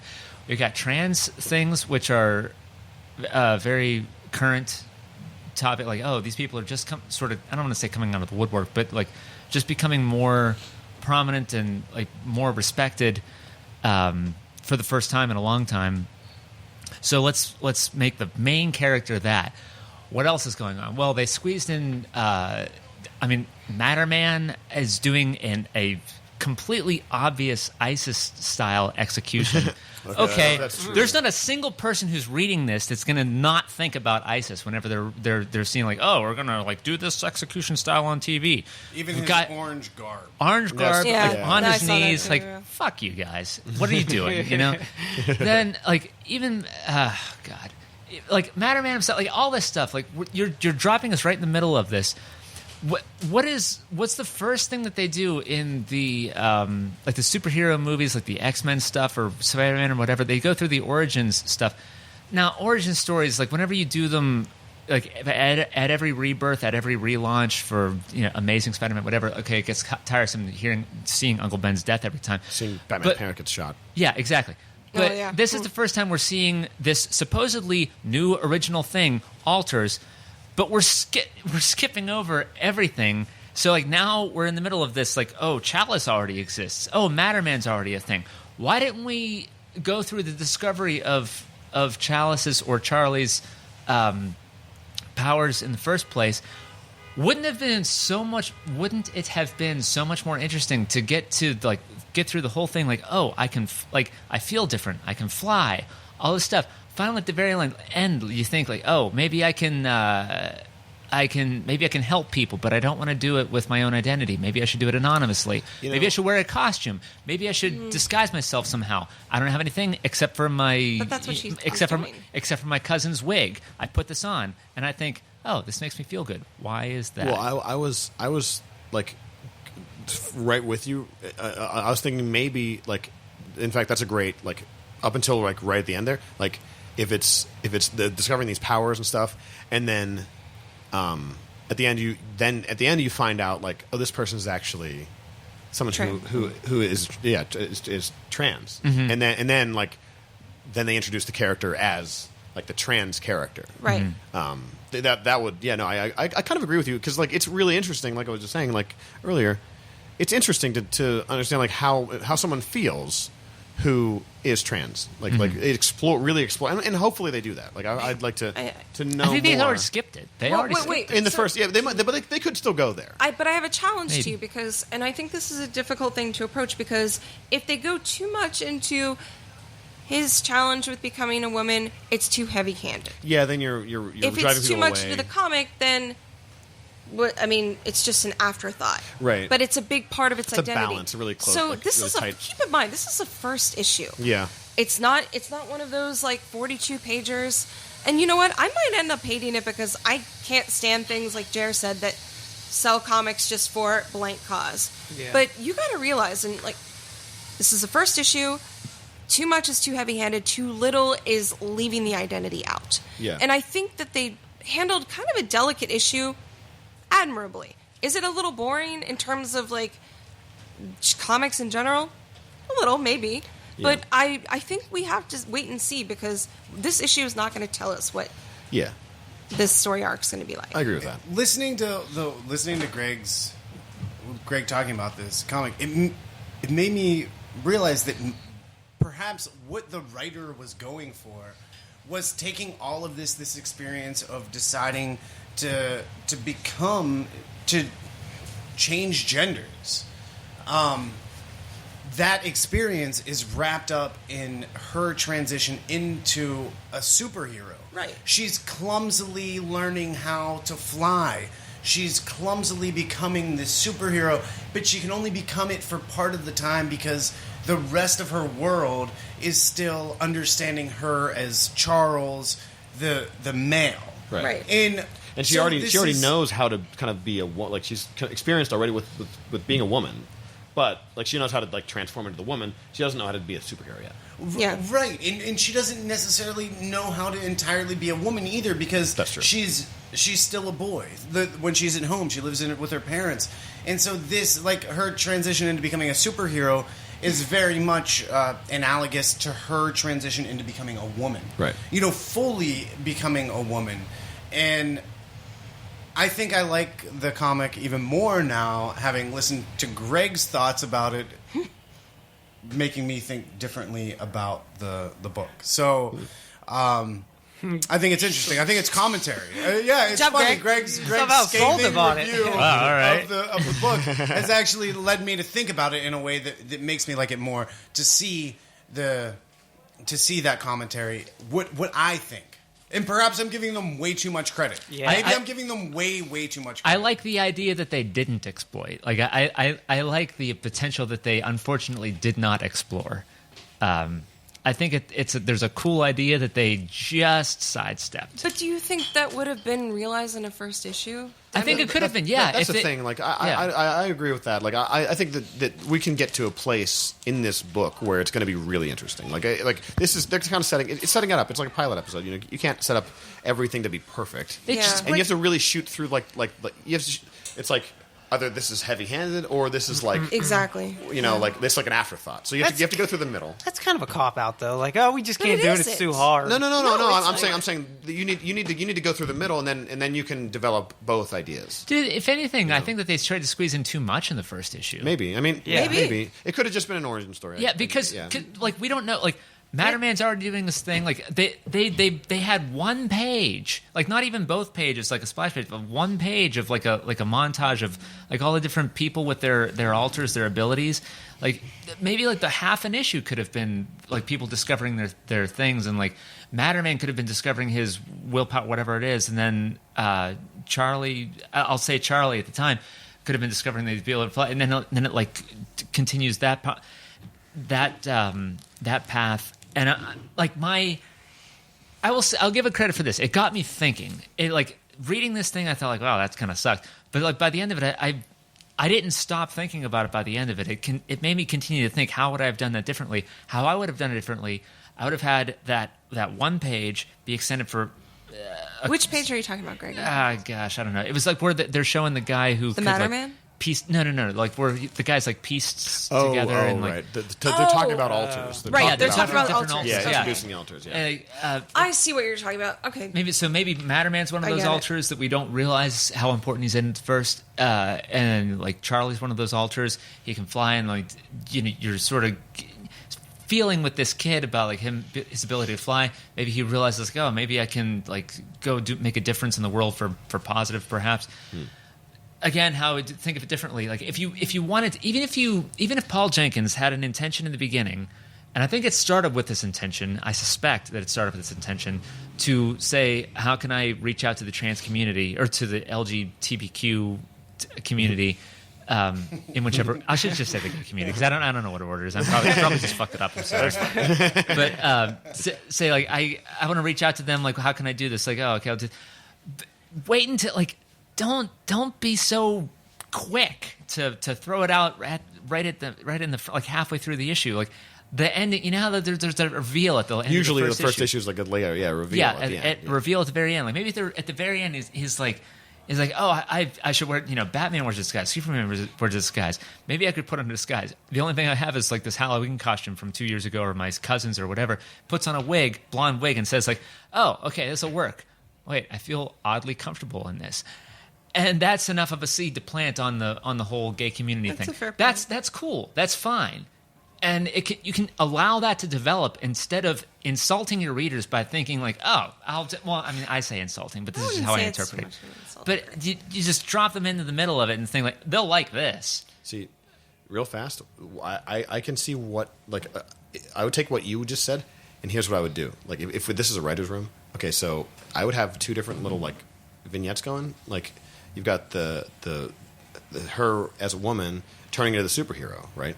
Yeah. But then you have like these kind of like seemingly random moments of like family time, and then you realize that like the boy and the superhero woman are the same person. That's cool. Yeah, see, awesome. I agree with that. That would be awesome. Yeah. So anyway, so are you going to read more, Greg? No, I won't. Okay. No, I won't either. Yeah, I will. Becky? Yeah. I'll read the one you buy. Okay. I'll say this. I will buy it. I will read another. I will read the next I'm one. really looking forward to see if the brother has powers.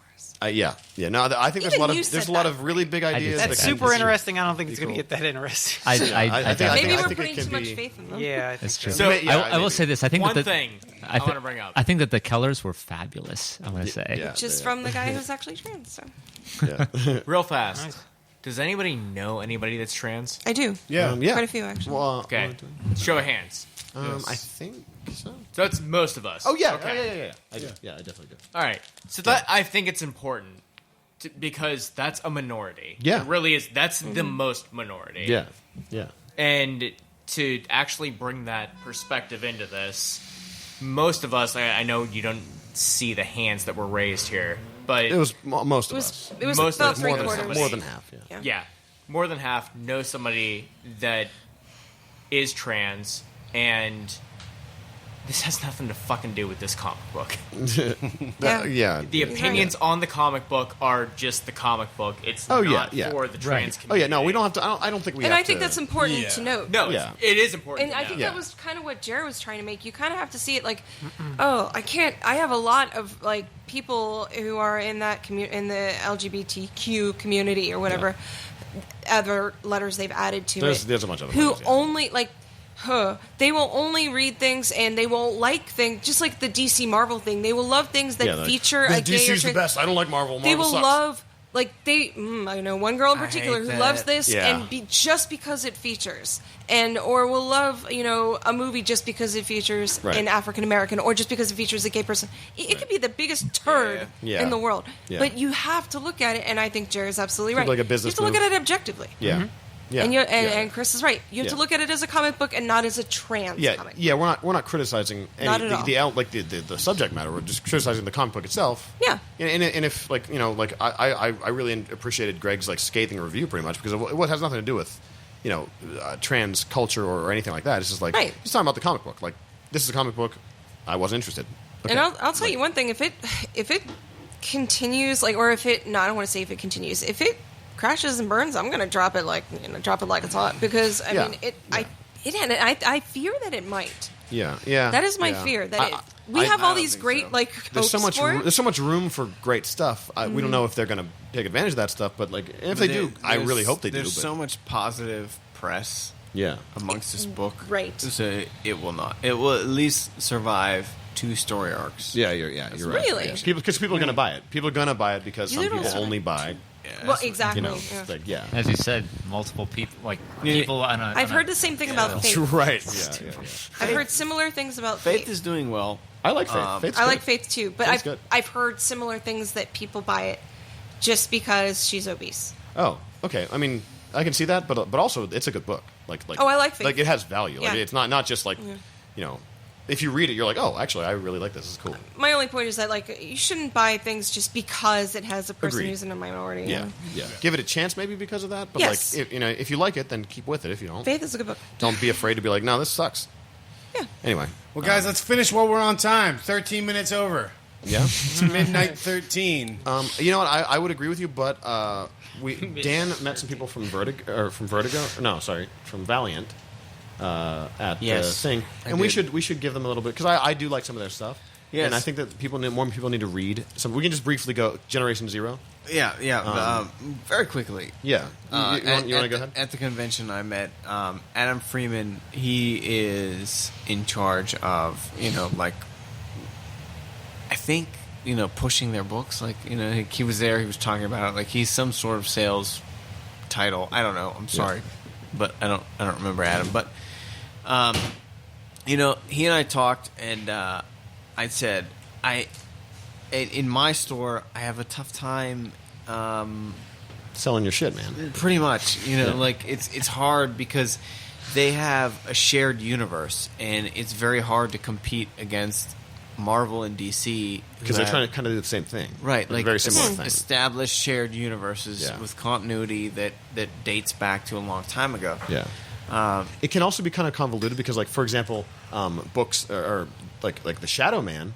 There was a video game, Shadow Man, and it was awesome, but really difficult. But like, I didn't know it was a comic book at the time. Like, I had no idea. But but they have like these. It's really weird. Like Valiant has like these good. It's almost like they're forgotten third. They really are. Like, they're like the unknown child. Like, Were you saying Valiant is the first? Valiant. Like, they have fucking. They have like amazing talent working on their books. Yeah, and their books are cool. I like Valiant. Faith is Valiant. Yeah. They have some of the best fucking writers and artists. Yeah, they have like Exo Man of War is their main, like, kind of like that was their like flagship character. That's why I was questioning because I like Valiant. It's like comics, wrapping up at issue 50 or something. Yeah. Divinity. Divinity was super hot.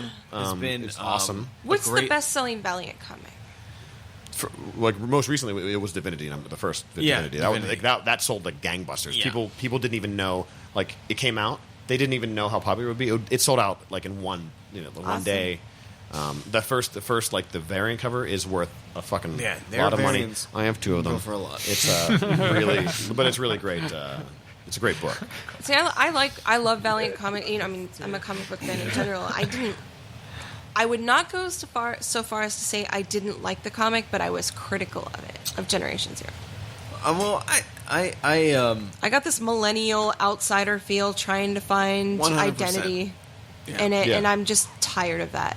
That being said, I'm interested in the actual the Generation Zero people, the supers, right? Kind of come in at when the end. they show up at the end, you're like, oh, this is cool. Those guys are cool. The Harbingers, just the like Harbinger. Wait, Harbingers? No. You have a that's piercing different. and dyed your hair and sit at the outsider's lunch table. I thought they were all Harbingers. Are they the Harbingers? No, because I thought Faith and like the other people are Harbingers. I forget. That's the thing. Like, there is this continuity that I don't. Right. I'm not that familiar with. And that's what I told. I told the Valiant guy. Like, I don't get your continuity. Yeah. And that's my fault. But I wasn't a retailer when you started. Right. They should maybe do like a Rebirth type deal. Something. Like, they do put out these like Valiant Universe like get to know comics every now and then in trades. Yeah. So I feel like I should sit down and read one to get the gist of the universe. Yeah. Yeah, because it is cool. Like, it's pretty cool. Like, they have their own thing. It's different than most, because like Marvel and DC, like all their superheroes, like they kind of operate similarly. Like they all kind of know each other and blah blah blah blah. Like, in this, there are like it's much different. There's like they have like a Tony Stark type dude.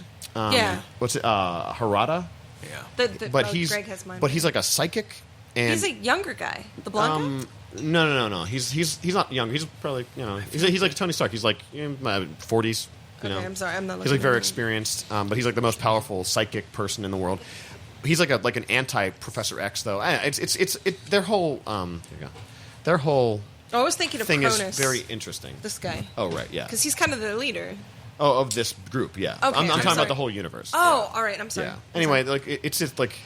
It's a very interesting, like, they have their own established universe, and it's cool. You just have to kind of like to do a little bit of research to get into it. And that was exactly my point. I said it's too intimidating to buy into it. Yeah. I don't like if I want to sell people on it, if I want people to read this, because I do believe it's good.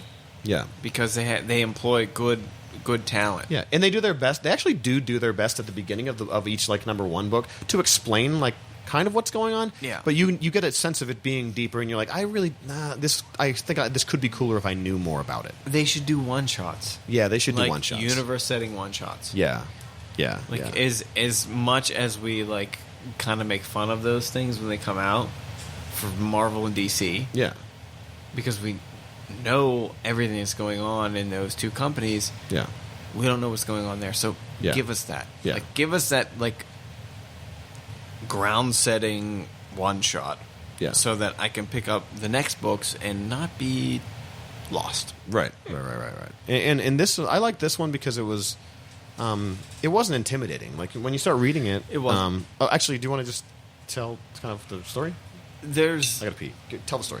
There's a group of. Are they kids? Or are they not kids? Or some I kids? think they're youth. They're youth. High schoolers. Yeah, that's a good way of putting it. And Street youths. They have these abilities, and they're sort of like an urban legend. And the story centers on a girl who's growing up in Michigan, and she's a little different, and her boyfriend's very different, and they want to sort of beat the man, I guess. I don't know. And the boyfriend disappears. The girlfriend goes online, and she tries to contact the urban legend group. Of course. And they don't reply. And they eventually find her. And the setup is a little bit cliche, but it's well done. And by the end, like I don't know, I was reading and I was intrigued to see what's coming next, because it created almost like this Stranger Things type mystery, which That's what I was going to say. Yeah, like Stranger Things. Yeah, like it really felt like that. Like, and I don't know if that was totally intentional or they thought of the same thing at the same time, because you know, I know how the comic book process works.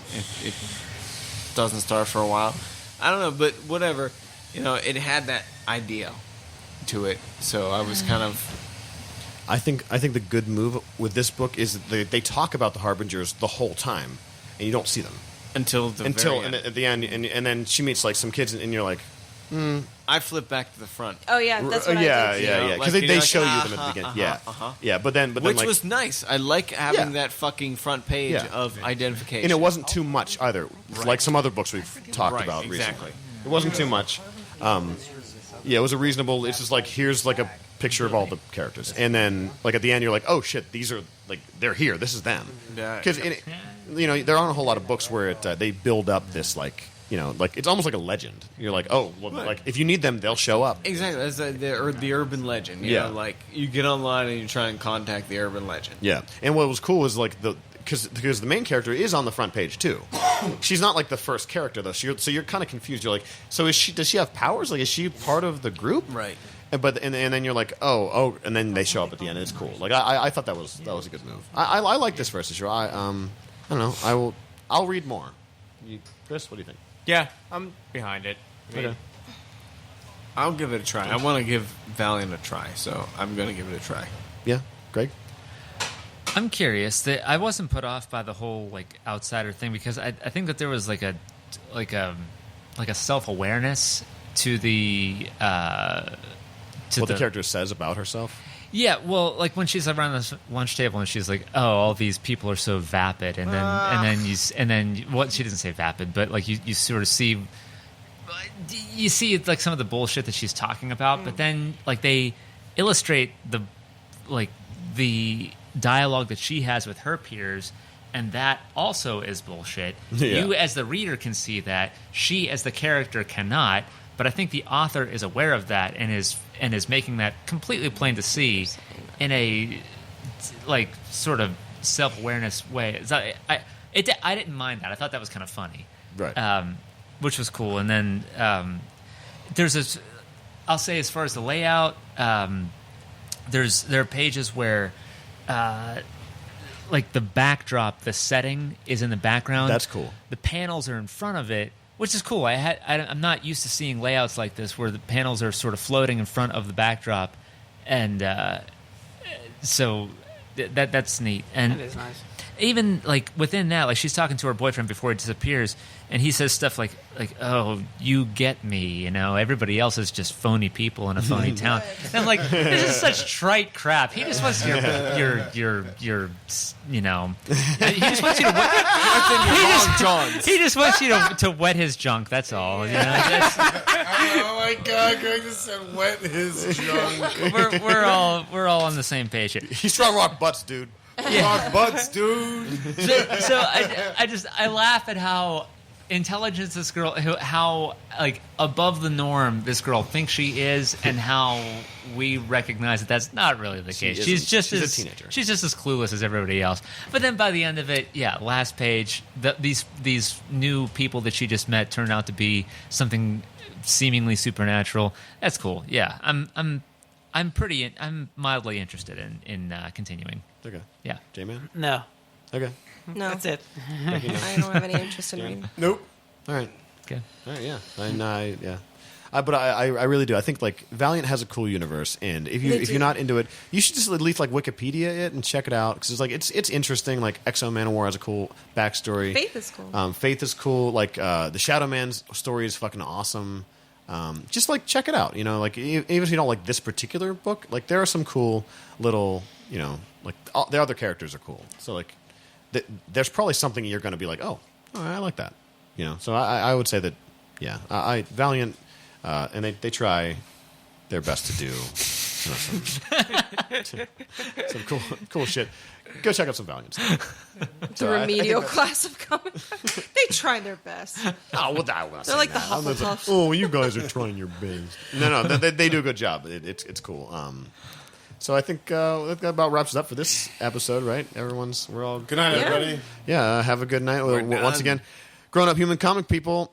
Yep. Find us on Instagram and Twitter at Grown Up Humans, YouTube, iTunes, Player FM, Tumblr, Facebook at Grown Up Human Comic People. Go to grownuphumans.com. That's where you can find our asses. Come down to the comic book shop at 1931 East Carson Street. Go to Radical Trivia. Check out Midnight Rose. Go to Zombie Fit. Check out MetaMesh. That's it, and that's all. Good night. Peace!